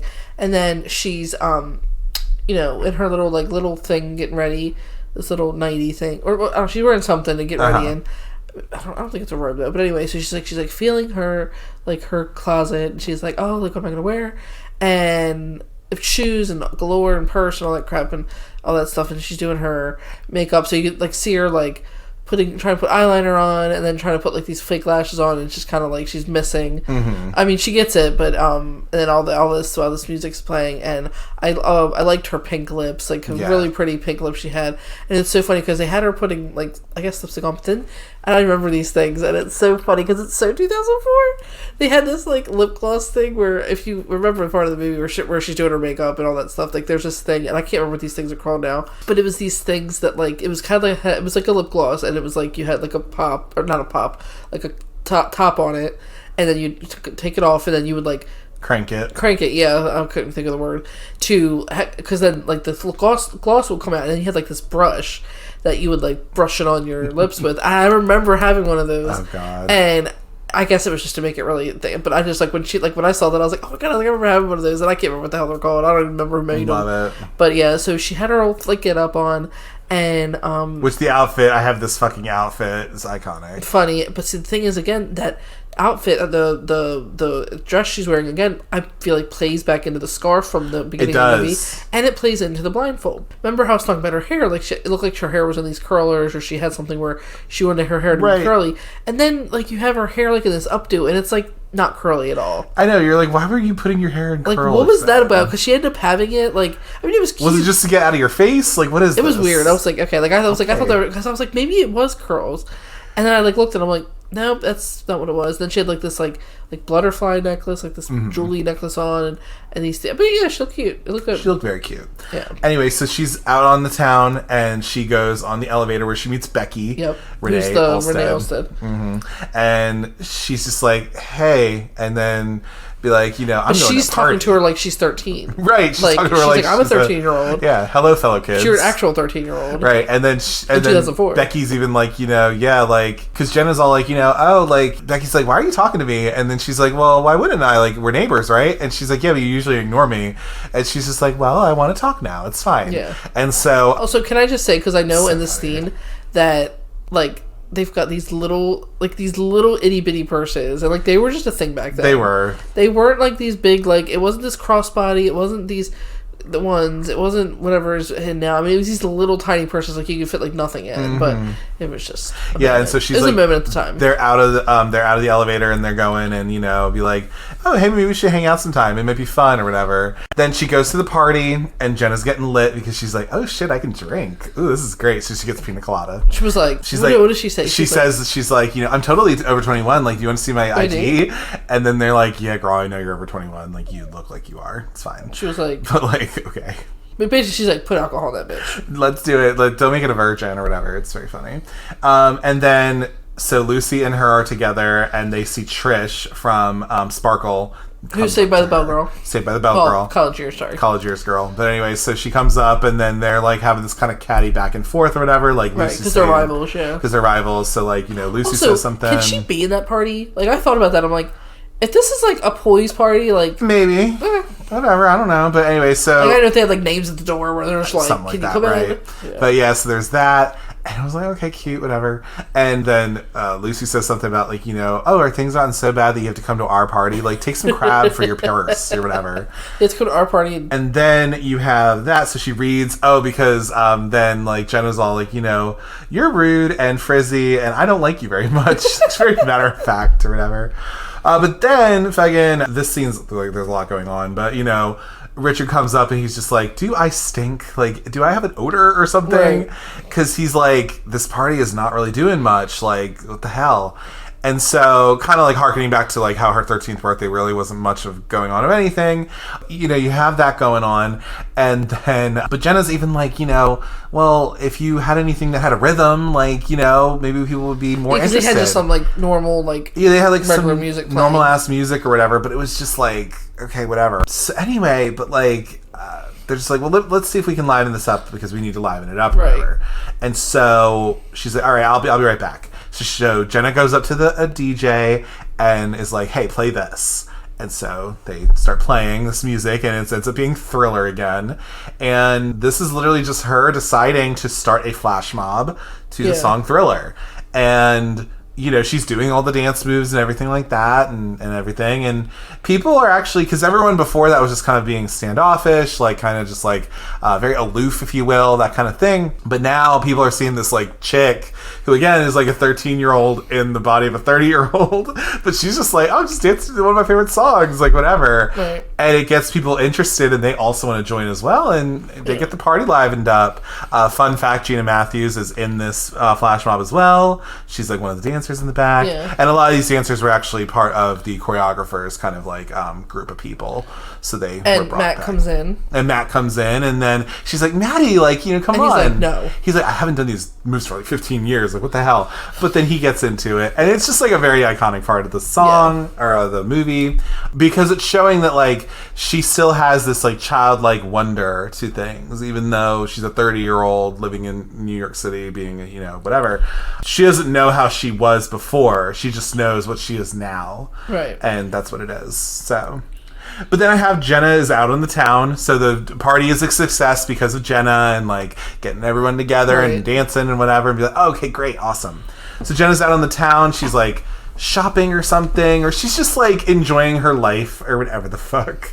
So she's out on the town. You have this little montage where she has like, she gets an ice cream cone and she's like, you know, have these dogs like whatever. The dog like eats it. Very cute, very cute. Don't let your dog eat ice cream unless it's dog ice cream. But anyway, but you know, it was very nice. Oh, and also the things I was noticing as this little montage was going, the wardrobe, like the cute little skirts and stuff like just like her wardrobe and like in the movie cute. Is really, it's like really, it's cool. It's nice. Susan DeSanto, you did that. It was very good. And so then Jenna and Lucy, they go out for drinks later that night, and so they're together, and you know that I guess like Alex is her boyfriend, I guess, but she's like, oh, whatever, da-da-da. And I don't think Lucy has a boyfriend, I guess, or whatever. And so Lucy's saying like, you know, oh, there's this guy who's like, you know, checking you out or whatever. And oh, okay, cool, whatever. So, you know, Jenna's like, what are you talking about? And then she's like, okay, like I guess I'll go up to him. Like, whatever, I'm not tied down, it's fine. And so she goes up to this table of whatever, and she goes to this table, and it's this like 13-year-old kid who is like, she thinks is cute, I guess, and she like comes over and she's gonna ask for like the ketchup or something. She's like, I didn't come over here to ask for you for your ketchup. I came over here to let you know that I thought you were very cute. And so the kid's just like, oh, this older woman's hitting on me, so like, right, you want to go on a date?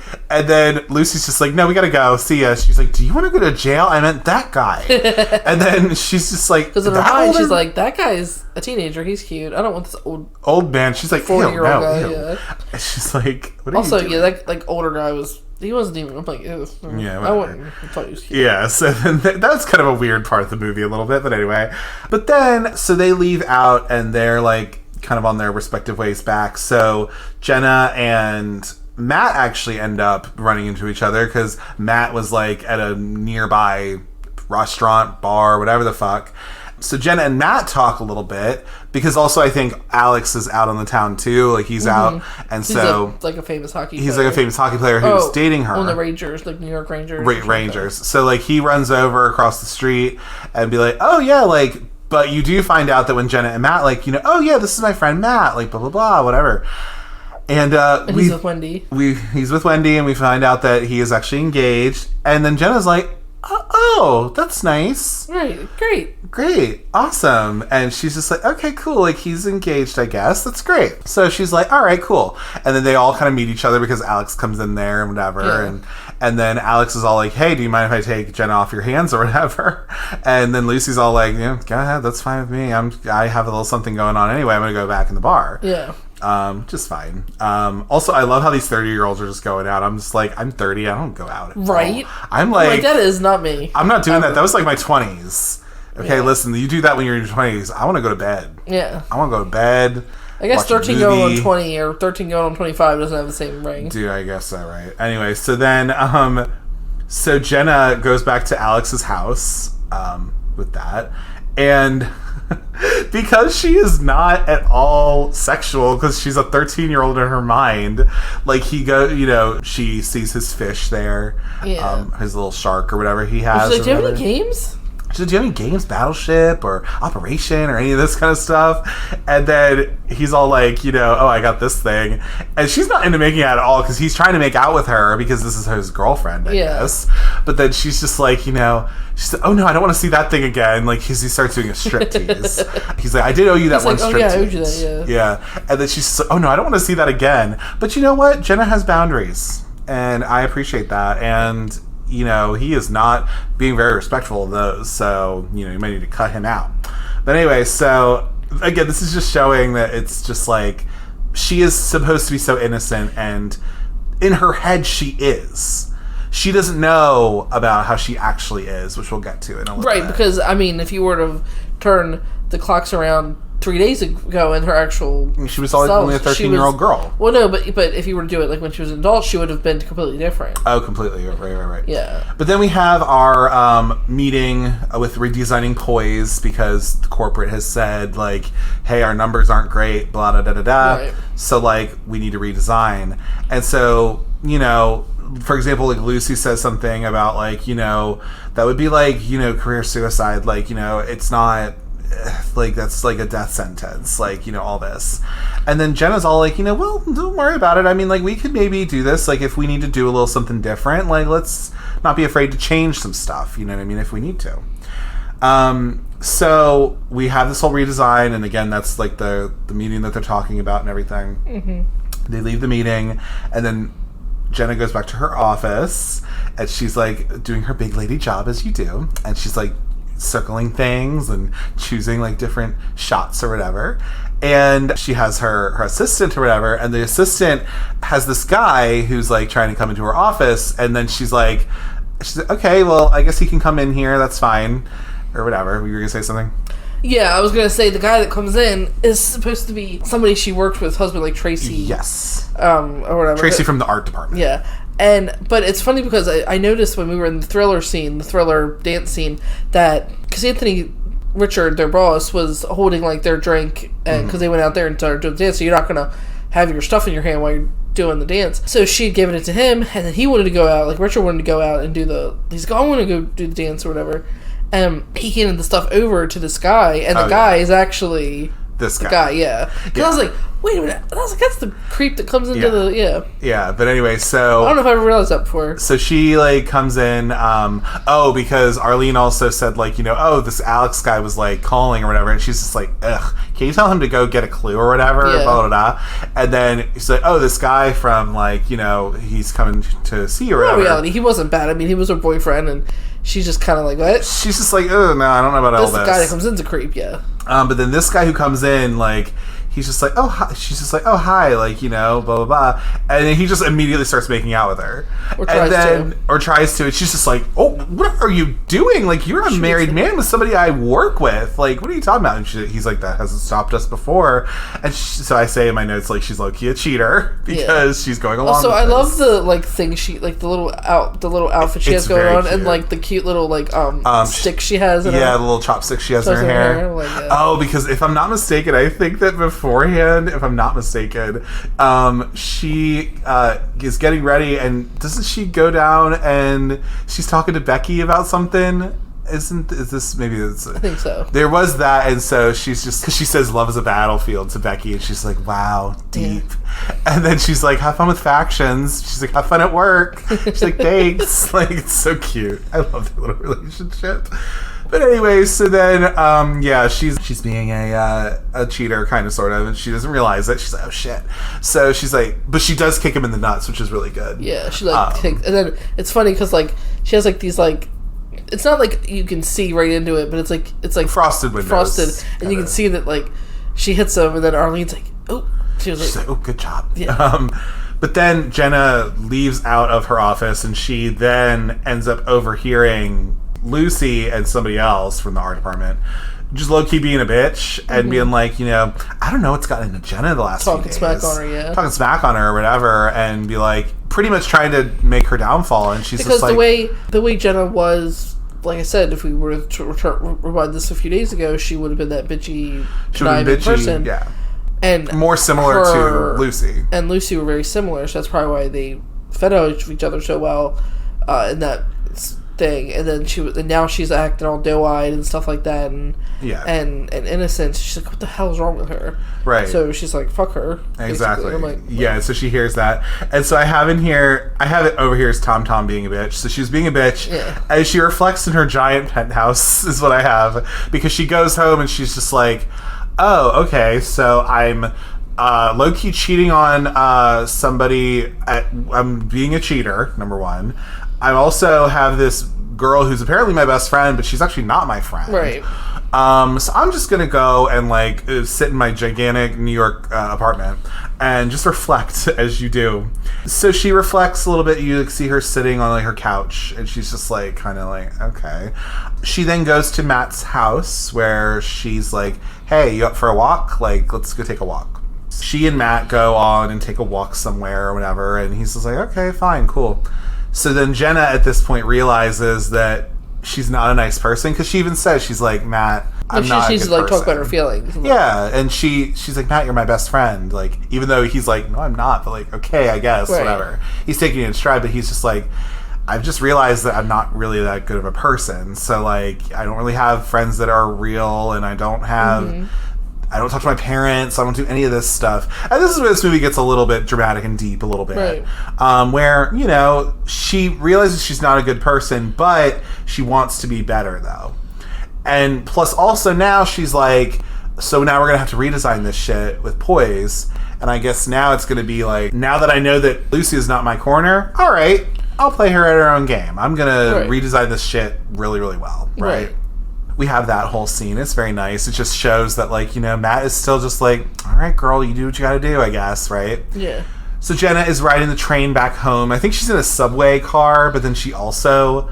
So she's in a subway, but then she also is taking, like, I think literally, like, the railroad or whatever, because she's going, and she's just, like, leaves her apartment, I guess, and she is heading back to her parents' house because she's just kind of lost. Yes. And they are playing Vienna by Billy Joel. Yes, they are, yes. And so... fun fact, I'm seeing him in a few months in concert. Love it. Anyway, so then we have... she goes back to her parents' house and all this, and she's just like, you know... She's just like walking around, like, it's dark. She goes to her old room, which is like, has a computer in there, has like a treadmill, so like these things that... It's the same, but they just kind of put stuff in there. Because she moved out. She moved out, yeah. There's that, and then she, like, goes down to the basement as well, and she, like, goes in, and she's just, like, in the basement. Yeah, she's in there. Just, like, kind of sitting there, being like, oh. Like, let's, you know, just kind of reflecting on life, and then she kind of starts rocking back and forth. And there's, like,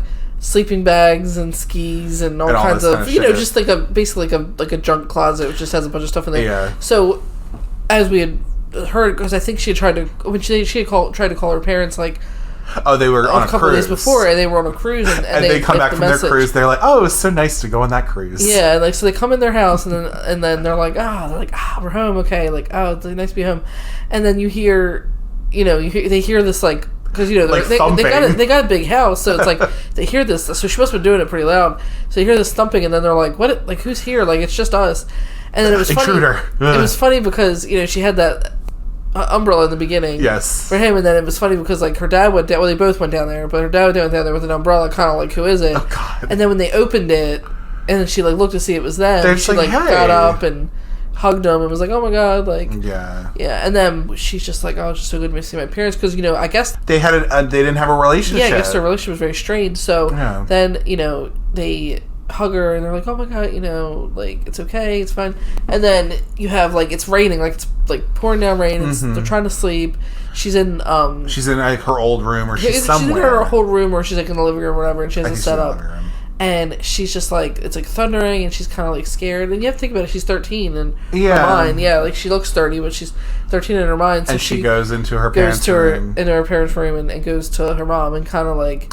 It's so cute. Yeah. And then she like lays with her and she's like, okay, come in. You're like, oh, yeah, like, cute. I'm like, oh. And so this is just showing that, like, so she goes back there and they're just like, you can always go home and all that. Yeah. Oh, and then also, so like the next morning, like once like they have breakfast. They have breakfast. And those pancakes, those cute little pancakes, they look so good. They look so good. With the strawberries, and like she's eating them. She's just like enjoying her little life. I'm like, oh, yeah. And she's like asking her mom, like, you know, like, do you feel like you ever made a mistake in your life? Yeah, she's like, because that's how she feels, and she's just like, you know, and her mom's like stirring her coffee and her sugar and stuff like that. She's just like she's like not anything that. She's like, I'm giving you my honest opinion. No. Yeah, honest opinion, no. But like, even if I did make some sort of thing, like, I don't regret anything in my life. This is what her mom says. Right.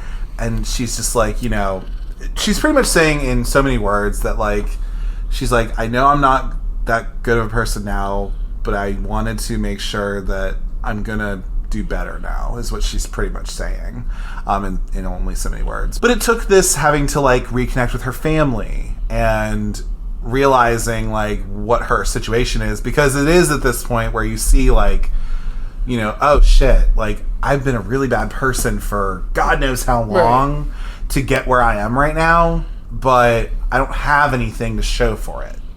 So now I need to kind of start from the ground up, you know? Right. And this then ties into Jenna heads back to the city after having this, all that, and she starts up her own redesign. So she's like, all right, well, I'm going to do this redesign, and I guess Lucy's going to do hers. I'm going to do mine. I know what I want to give. And I think sometime in between this, I don't know when this is, but she was looking at... Was she looking at like an old yearbook or something? She was looking at a yearbook, and she was like looking at... She was noticing that they were all photoed by Matt Flamhaft, and it was... Yes, she did. The prom pictures. This is around that time. You're right. And just can't remember how she was looking at them. I guess she was at, like, I think she went over there to talk, whatever. And she was like, I really love your stuff, like... We're going in a new direction. She was like, and I really like. She was like, this is how I want to. She saw because she has her yearbooks, so she saw these yearbooks, and she saw that all. Like, I need like an idea. Like, we're not going to do what's been done. Right, but I want to do this. Right. So this is where Jenna goes and says, like, hey Matt, like, you know, I really like your stuff. Meet me here. She meets him. He meets her at the park. Yeah, this is where that happens, and. She's just like, hey, look, like, I'm hiring you. Like, here's part of your money. And he, like, looks at it. And he's just like, oh, good. She's like, I can't do that, yeah. He's like, right, because it's a good amount of money. And he's just like, oh, okay. And she's like, oh, that's just half. Like, you can get the other half when we're done. And he's just like, why do you want me, Jenna? Like, whatever. And she's just like, I think I like your style, and I want to hire you on to do this for this. For you to capture these. Yeah, and she's like helping out her friend, who obviously is doing fine for himself, but, like, you know, she's helping him out, giving him something, which is great. That's all who she could, even with her being in the state that she's in, of this still being like, okay, I know that something weird happened, but he's been like a constant, so like she's, and now of course after Lucy stabbing her in the back and being a bitch, but like she is like, he's been there with her. Yeah, he's the constant rock in a way. And she's like, cool. I want to use your picture because I genuinely, like, I'm not just saying it, like, I want to use your stuff, yeah. And then we have the redesigned photos, and we have Liz Phair playing, yes! I put that down, yeah. Love Liz Phair up in this house. This song, Why Can't I? This is what's playing there, but she has Extraordinary, like a bunch of Why Can't I is this? So I think this is the first time I heard that song, too. So it was the first time I heard, like, the Madonna song, it's the first time I heard the Why Can't I song. It's so good. It's part of it's a little dirty. It is. They don't put that in here because it's PG-13, but there is the lyric. It's a cute little montage they have with this Yes, song. they do. It's the lyric of "We've already fucked, but my head's spinning," so it's kind of fun. But yeah, they don't put that in that book. Yeah, photo shoots in winter, fall, and spring. So like they have like kind of the summer, so like fall type, which is like the class of 2004 that they do on these steps. Yeah, and they have like the cheerleader with a dog and football players. Yeah, they have like a winter dance thing with like some snow. And then he wants her to dance. It's very cute. Yeah. So they're doing these like. So you can kind of see in these moments that like they're working together and. It's almost kind of like, because you knew that when he was 13 that he had a big crush. Like he was like, I love her, and it was this like crush, and it's kind of like almost like these feelings that he's like hidden away, and you kind of hear this at the end of the movie when you get like right near the end when we get there, that he felt a certain way about Jenna, and I don't think he really felt like that about anybody else. Mm-hmm. So it's kind of like, wow, like she's back in my life. Like she is Jenna back from when she's 13. She's not this Jenna that threw a dream house at me. Right. As a 6 chick. Like, right. God, like this is the one that, and then, so it's like they let them, like he like lets himself like kind of feel a way about her. Yeah, be vulnerable to her. Probably, you might not, he shouldn't have done that because he's with somebody. Yes. But, they dance and it's like, oh, it's sweet, yeah. Yeah, and then so they're like reviewing the photos and like, they're at his place and all this. They're reviewing the photos and like they're doing all that and she's like, you know what I could go for right now? Some Razzles. And they're just like, I haven't had those in forever. Also, there's a part there where he said that obviously she hasn't presented anything, but like she was like, we should get dinner. Mm-hmm. Or do they do that later? I think they do it later, perhaps, or something. Okay, I got confused. Okay, sorry. Yeah, but they so I wasn't trying to jump the gun. I thought they were doing it at a point. Good. Yeah, but they got Razzles or whatever. So like they go to this little convenience store and they get Razzles. She's like, oh my god, they have them. Yeah. Like, oh my god, they had them. Because that was a thing that they did when they were 13. Yeah, they shared this like both a candy and a gum. It was like the beginning of the like when they were walking home. Mm-hmm. They would like share Razzles or whatever. It was very cute. And so then Jenna and Matt romantically walk along the waterfront. Yeah. So like they're walking and they're he's just like you came back into my life and like this is like so cool and blah blah blah whatever. Right. They're like romantically walking though, and then talking about whatever the fuck. I don't remember they're talking about. But all I know is that they end up on these swings. She's like, I bet I could, like still, like still beat you or whatever with that. So they're like on the swings as like 30-year-olds. And from there, I think that's when they were talking about, we need to get dinner, you got to do something for this. We're going to do dinner on this time, at 8 o'clock on Friday to celebrate or whatever. Yeah. Of this whole redesign and everything like that. And so they like, they launch off of the swings or whatever and they end up on the ground and like, that would fuck my shit up. Or whatever. No, oh my god. I could not imagine. If I did that now, I would be dead. But like they both fall obviously. And then she like is like on her back. Like she like rolls and like she like they both roll. Like she rolls and she's like on her back and then he rolls. And then he like has his arm down. Mm-hmm. And then, he's, like, overcome with emotion and with, love for her, really.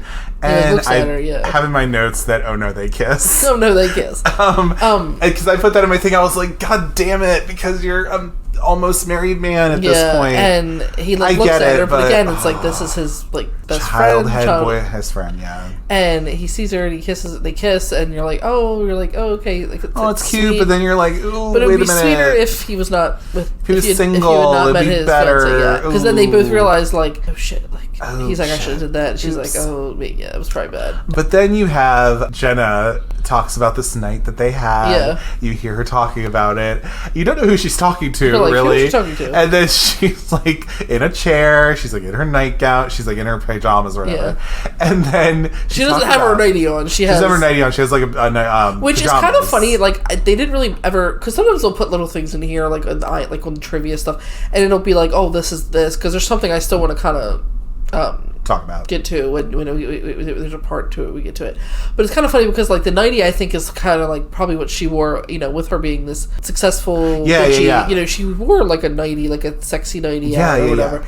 And then now she's in these few days of being 30, but being a 13-year-old, she's wearing like more she's wearing like a pajamas like a 13-year-old. That is so interesting. I never even thought about that. Look at us thinking things. I know, like I just thought about it because I was like, she definitely wasn't wearing that like the first. No, that's so true though. Like you're actually right about that. Yeah. Holy shit, Sarah. Anyway, okay, gotcha. Yeah, so then we see that she's actually just talking to these 13-year-olds. Like on the bed, they're just like she just invited Becky and a bunch of her friends. Be like, hey, come to my house for a sleepover. Yeah. The parents are probably like the chick from okay, all right, whatever. So it's just we're okay with that. We're okay with that, I guess. But it's so cute, and so then like this is also where they are singing to "Love Is a Battlefield," if I'm not mistaken, or some song.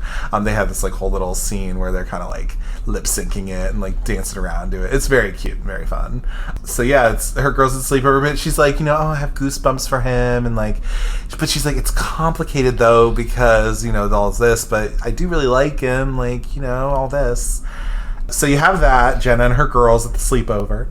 And then we have Matt and Wendy. Because if we didn't already mention, we probably forgot to, Wendy works in Chicago. And so she's like a weather person. Yeah, so that was mentioned when they were all like had left the bar. Yes. And yeah, we did, because she was like, because they were talking about like a coastal, because New York and Chicago are a bit of ways apart. And how she's a weather person in...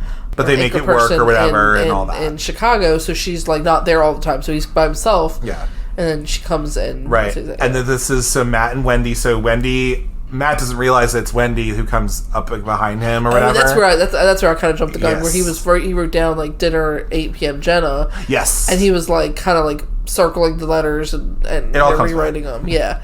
But Wendy comes up because that's he's thinking it's Jenna that's in there, yeah, and then that's what he wants it to be. Actually. Right, they actually go out to dinner because they're literally in a relationship, and so they're talking, and then this is pretty much where we find out that like Wendy is kind of trying to speed this up a little bit faster, I think, because she's like, I'm only going to be.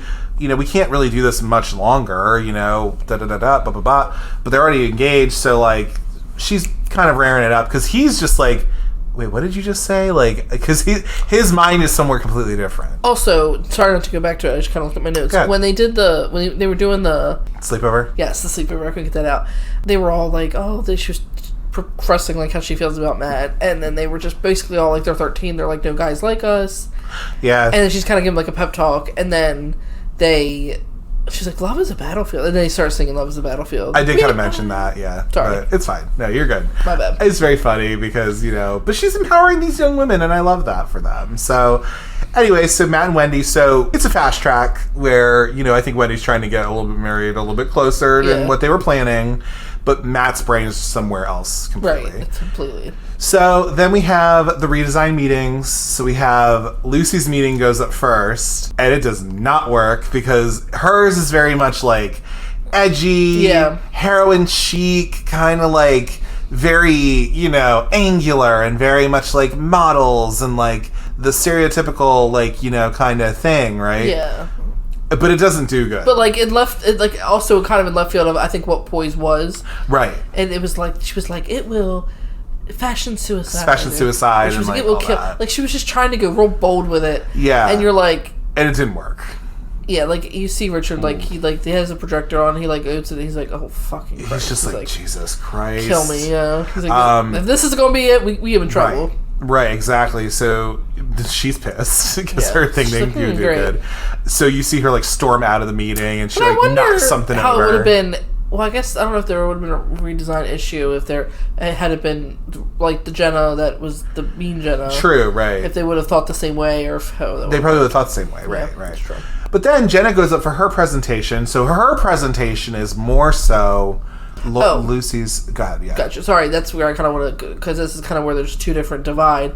In this, I can't exactly remember what Lucy's wearing. We'll just say, I think she's wearing like something red. Yeah, yeah. I just literally just watched it. I don't remember. And she's wearing whatever.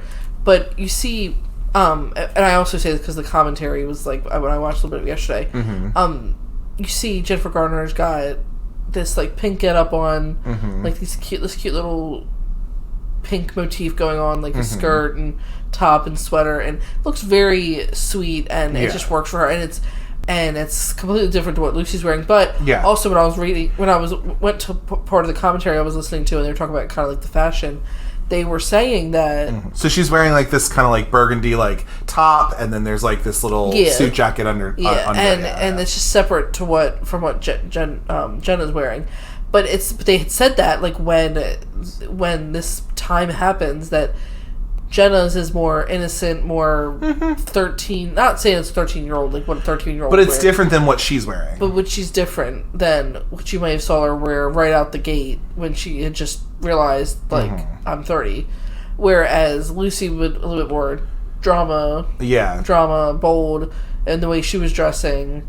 So they kind of told a story of kind of like how it was going. So totally. They had mentioned that in the thing, like kind of like how they at this point. Yeah, because when you look at this, so we're looking at it on my phone right now, but you see she's in this like kind of coral color, and it's a lot more like this is what a 30-year-old lady would wear who's being, you know, kind of like and what she's trying to portray in this redesign, exactly, and kind of what Lucy did in this is not that vibe. Is what she was wearing, kind of portraying that, and it just was not it. Agreed.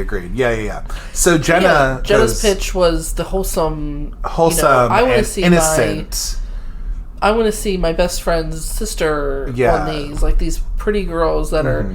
They don't have to be models, right? All this, all this. Because she's like, I don't recognize any of these people. Yeah, you know, and I don't want to be them. You know, and if so we she are shows all the pictures that her and Matt, or that Matt took, and and if this is a magazine that is like targeted to young girls, and we're putting out this thing of like these models who are like stick thin and all this kind of stuff, it's like, you know, but I don't want that. I want this to be something that is empowering the young girls, and we want to do that, and blah blah blah. Her presentation kills. Yeah, everyone does really good. Everybody loves it. She's like, oh fuck yeah. She's like, great. All right, and of course Lucy's like, fuck this. Yeah. So Lucy is all like, all right, you know, she's pissed about it, and then Jenna's like, all right, cool, this is great. I'll tell Matt the good news. All this. So then everything's going good. It's like going in the right direction. Yeah. So then Lucy ends up going into Jenna's office, if I'm not mistaken. Yep. And she called the operator to get to Trish Sackett at Sparkle. Because while she was doing that, she was looking around a little bit. She was snooping. Snooping. She then finds these envelopes from Sparkle that are addressed to Jenna. And so she ends up finding out. She reads them, She reads them, and she's just like, okay. So I'm calling Trish. So she's calling good old Trish from earlier. She calls over to her. Is where she finds out some stuff. Matt is there to pick up a paycheck, if I'm not mistaken. I think so. Or he might want because at this point they had already kissed, and I think he was picking up a paycheck. He also wanted to see Jenna. Yeah, because he also has his check in his hand. Yeah. But he goes to her office, thinking it was Jenna, and Lucy's there. Chair is turned. Yes, and so then and then it's facing the window and all that. But anyway, so then Lucy's like, you know, well, you know, I hate to tell you, but like, we've decided to go in a different direction with the photographer, and, you know, blah, blah, blah. And it just so happens that he like shoots like Alex's stuff or whatever. So like, you know, but you know, we'll keep you on if we want to do a catalog or something or whatever. So she's lying to him at this point. That's completely opposite of what was going on. Yes, exactly. And so then Jenna, Matt leaves. But a big thing there, she gives him a photography release. Yes, she does. And that plays a big part in it, because Lucy's conniving and a schemer. Yes. She's like, well, maybe, if you know, we could put you in a catalog or something like that. So she signs it, but really, she uses that as an advantage to her, but a disadvantage to Jenna. Exactly. Yeah. Because then Jenna, unbeknownst to her, she's like, you know, again, she's like leaving, and she's like going to Matt's place, and she's just like, all right, cool, da da da da. She's so excited. It starts raining, and she's just like happy that it's raining. News, right, very Drew Barrymore of her to like just be out in the rain, being all smiley. But anyway, so then she's telling them the good news.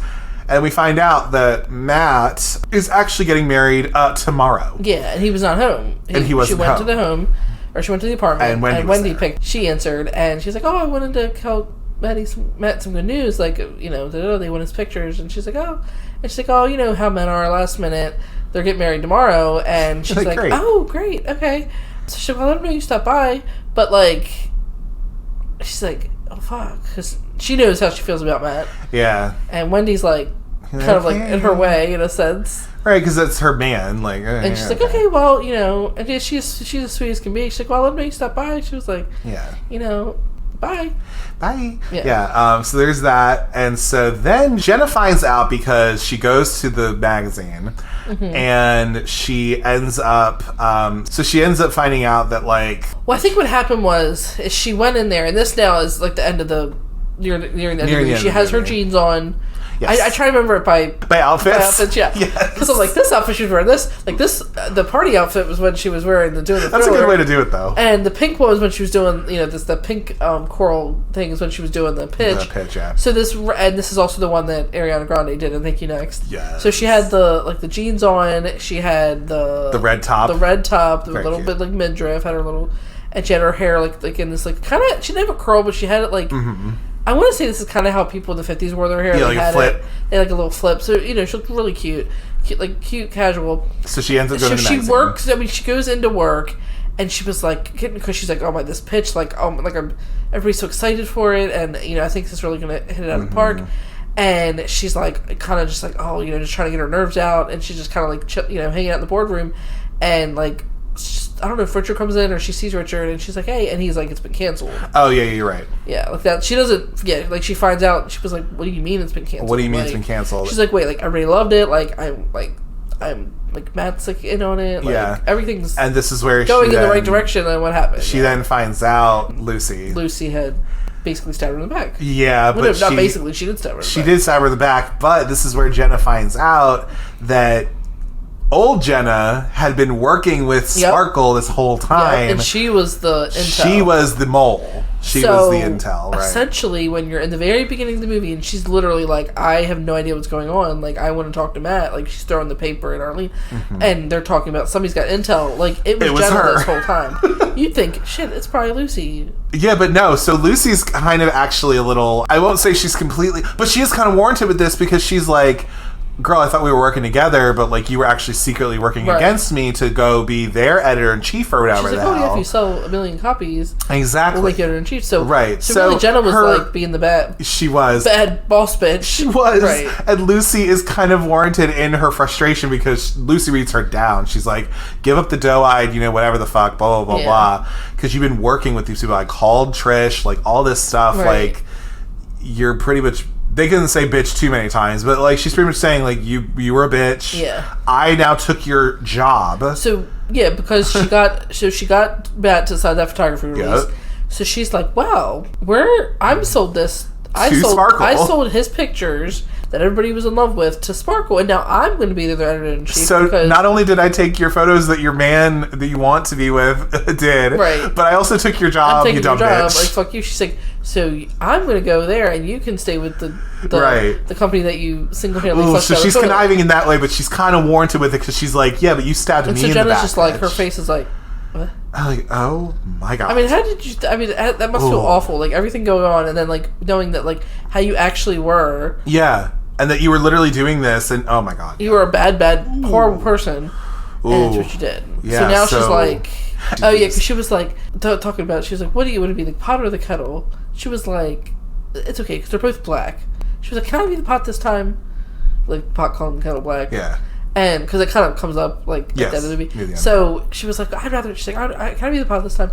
And she doesn't really matter because they're both black. So that's what she says. And then like that's like when she's kind of like she's gathering up her belongings to like do a box because she's leaving. Because she's like peace. And then Jenna is just kind of like, what do I do? She was like, I'm screwed.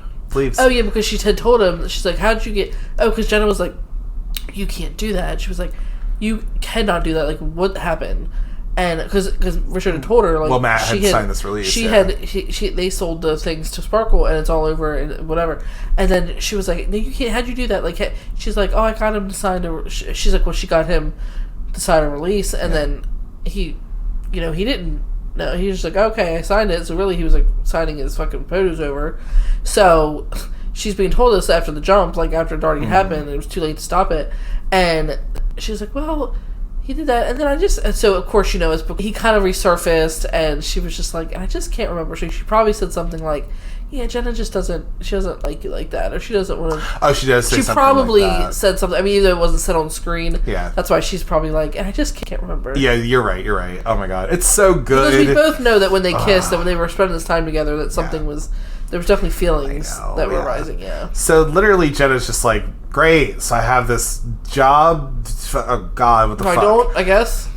Or like, I'm in a job where like this is going downhill. Oh shit. Yeah. So she decides to. She just like hails a cab. She at first in the beginning of the movie when she's trying to hail a cab, she doesn't know how to do it, and she's just like, oh God, what do I do? I don't know. Yeah. And then this time when she's like having to do something, she literally whistles, and she's just like, having this cab, and she's just like, New Jersey, please. Yeah. George Washington Bridge. Yeah. New Jersey.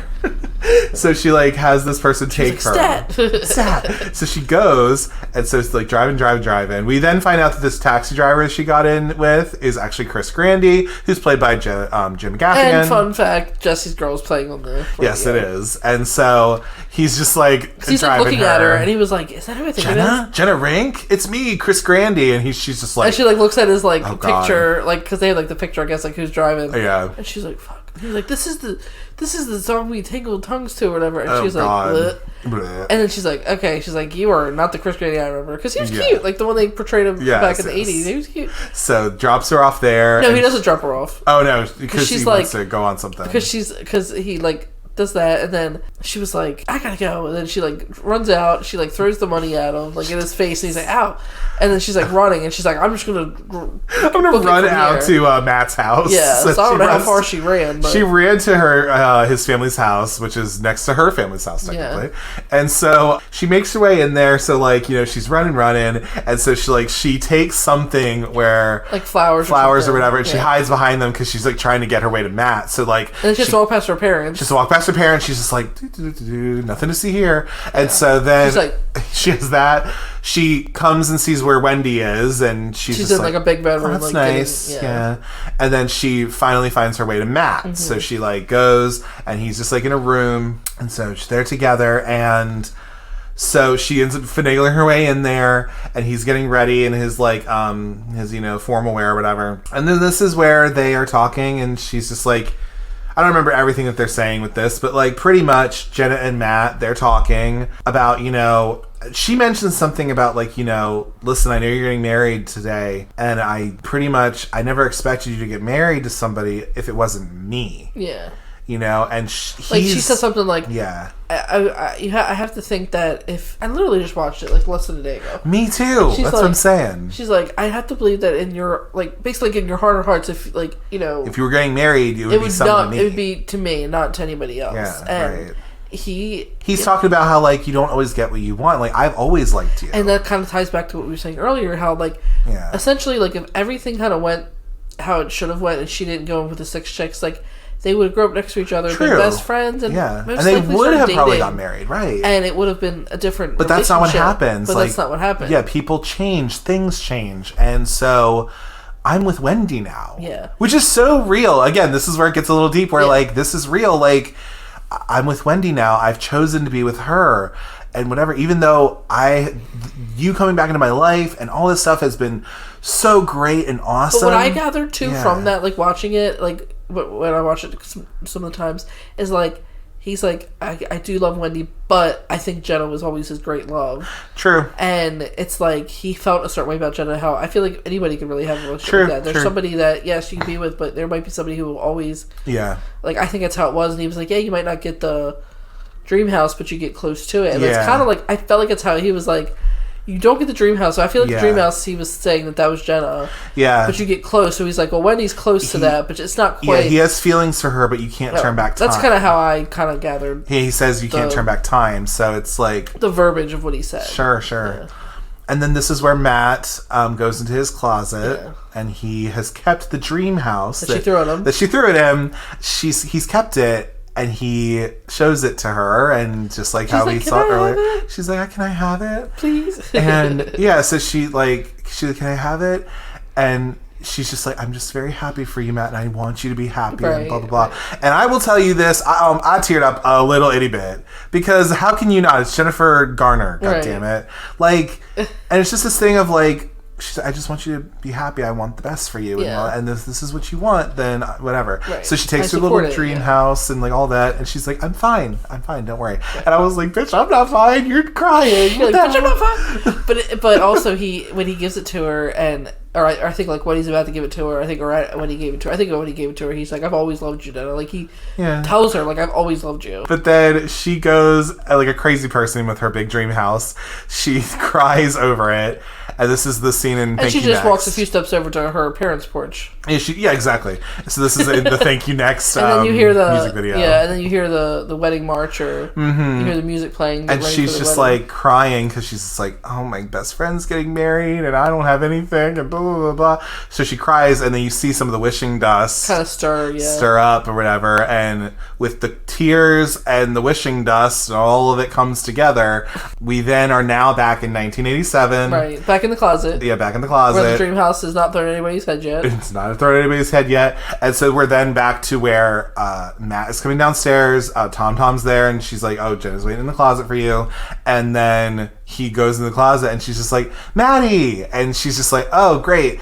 And so she like gets on top of him and is kissing him, and he's just like, okay, where did this come from? Right. He's like, you really know what you're doing. And then she's like, and then Tom Tom's all like, oh, Jenna, like, da da da. Because she came down, she's like, oh, I forgot my scarf, right? And then she's like, you know what? You can be both the pot and the kettle, biatch. And she like throws this punch, she rips up the project proposal. Yeah. And she's like, what did you call me? Because in 1987, biatch was not a thing yet. Yeah. But in 2004, very much a thing. She's like, what? What did you say? What did you call me? And so then... And she's like pulling Matt, like all this.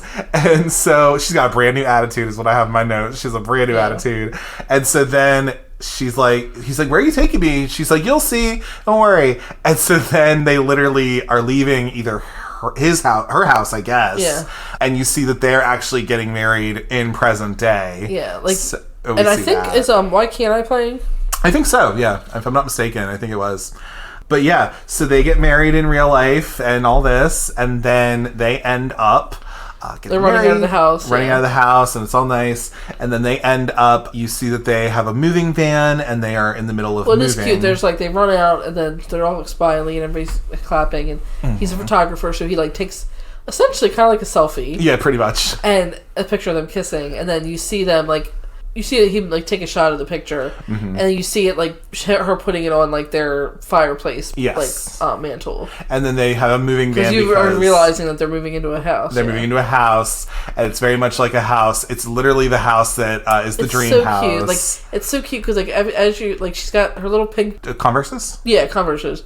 She's got like these cute little pink, which I thought were so cute. Yeah, she has those. And he's got like his black ones on or whatever. And like she's got like their wedding picture, like their kissing wedding picture, like on the mantle. They have their pink house. And then they have like another picture, which I think is the picture that they took like in the beginning of the movie. I think so too, yeah. When he took a picture of her. She's like, no more pictures, please.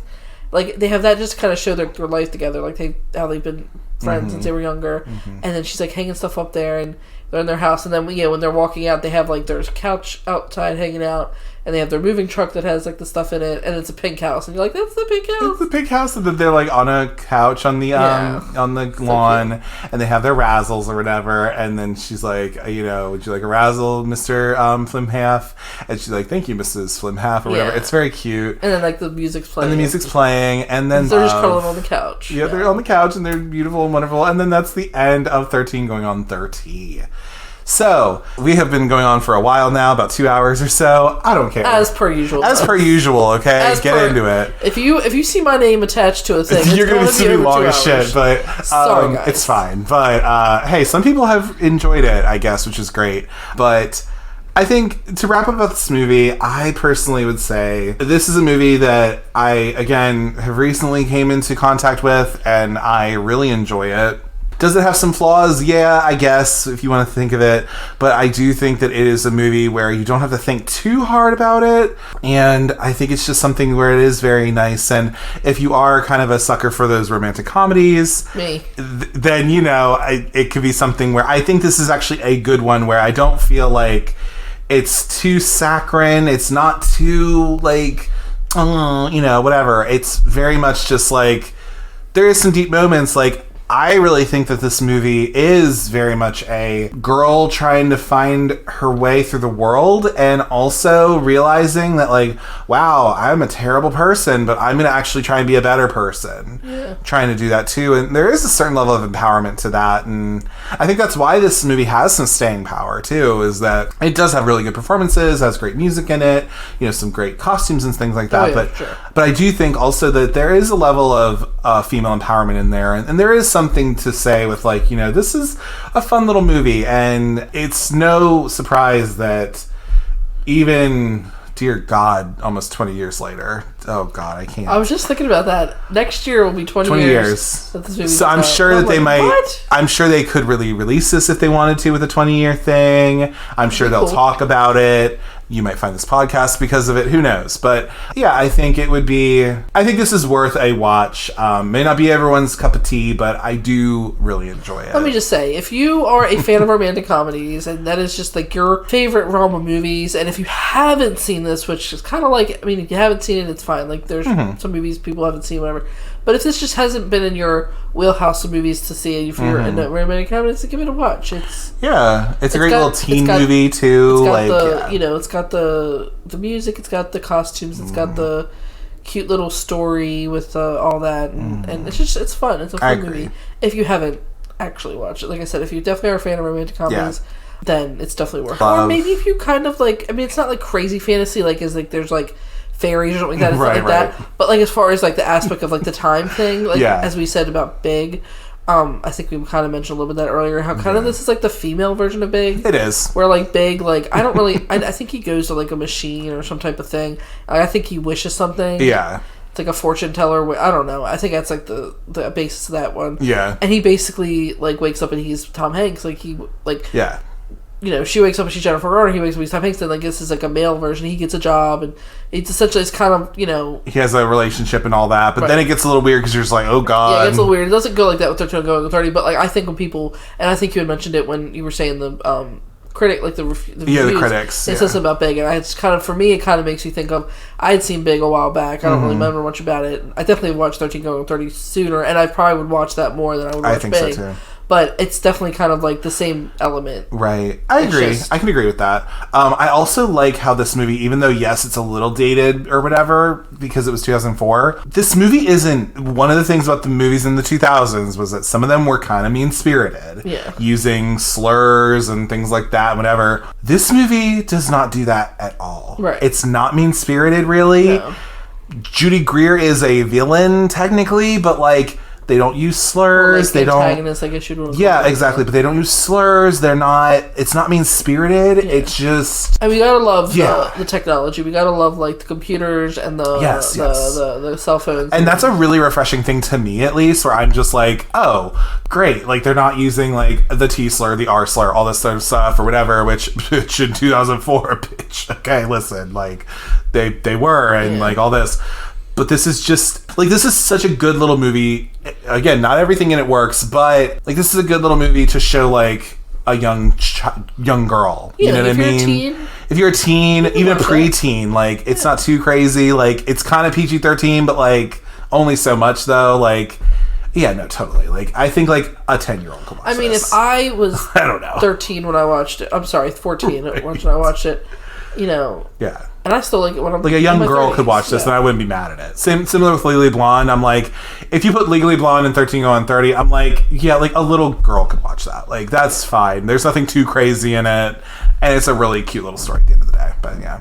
But anyway, I think that brings us to the end of our show. But Sarah, thank you so much for coming on the show again to talk about this movie. And as we normally do, we have our long ass episodes, but that's fine. Yep. Always. But I do appreciate you coming on. We're going to have you come on for some other episodes coming up. So, be on the lookout for those. And But thank you all so much, though. I appreciate it. As always, if you'd like to get in touch with me, you can do so at cultcinemacircle@gmail.com. If you'd like to give any movie recommendations, give feedback on the show, or if you'd just like to say hey, I'm open to all of it.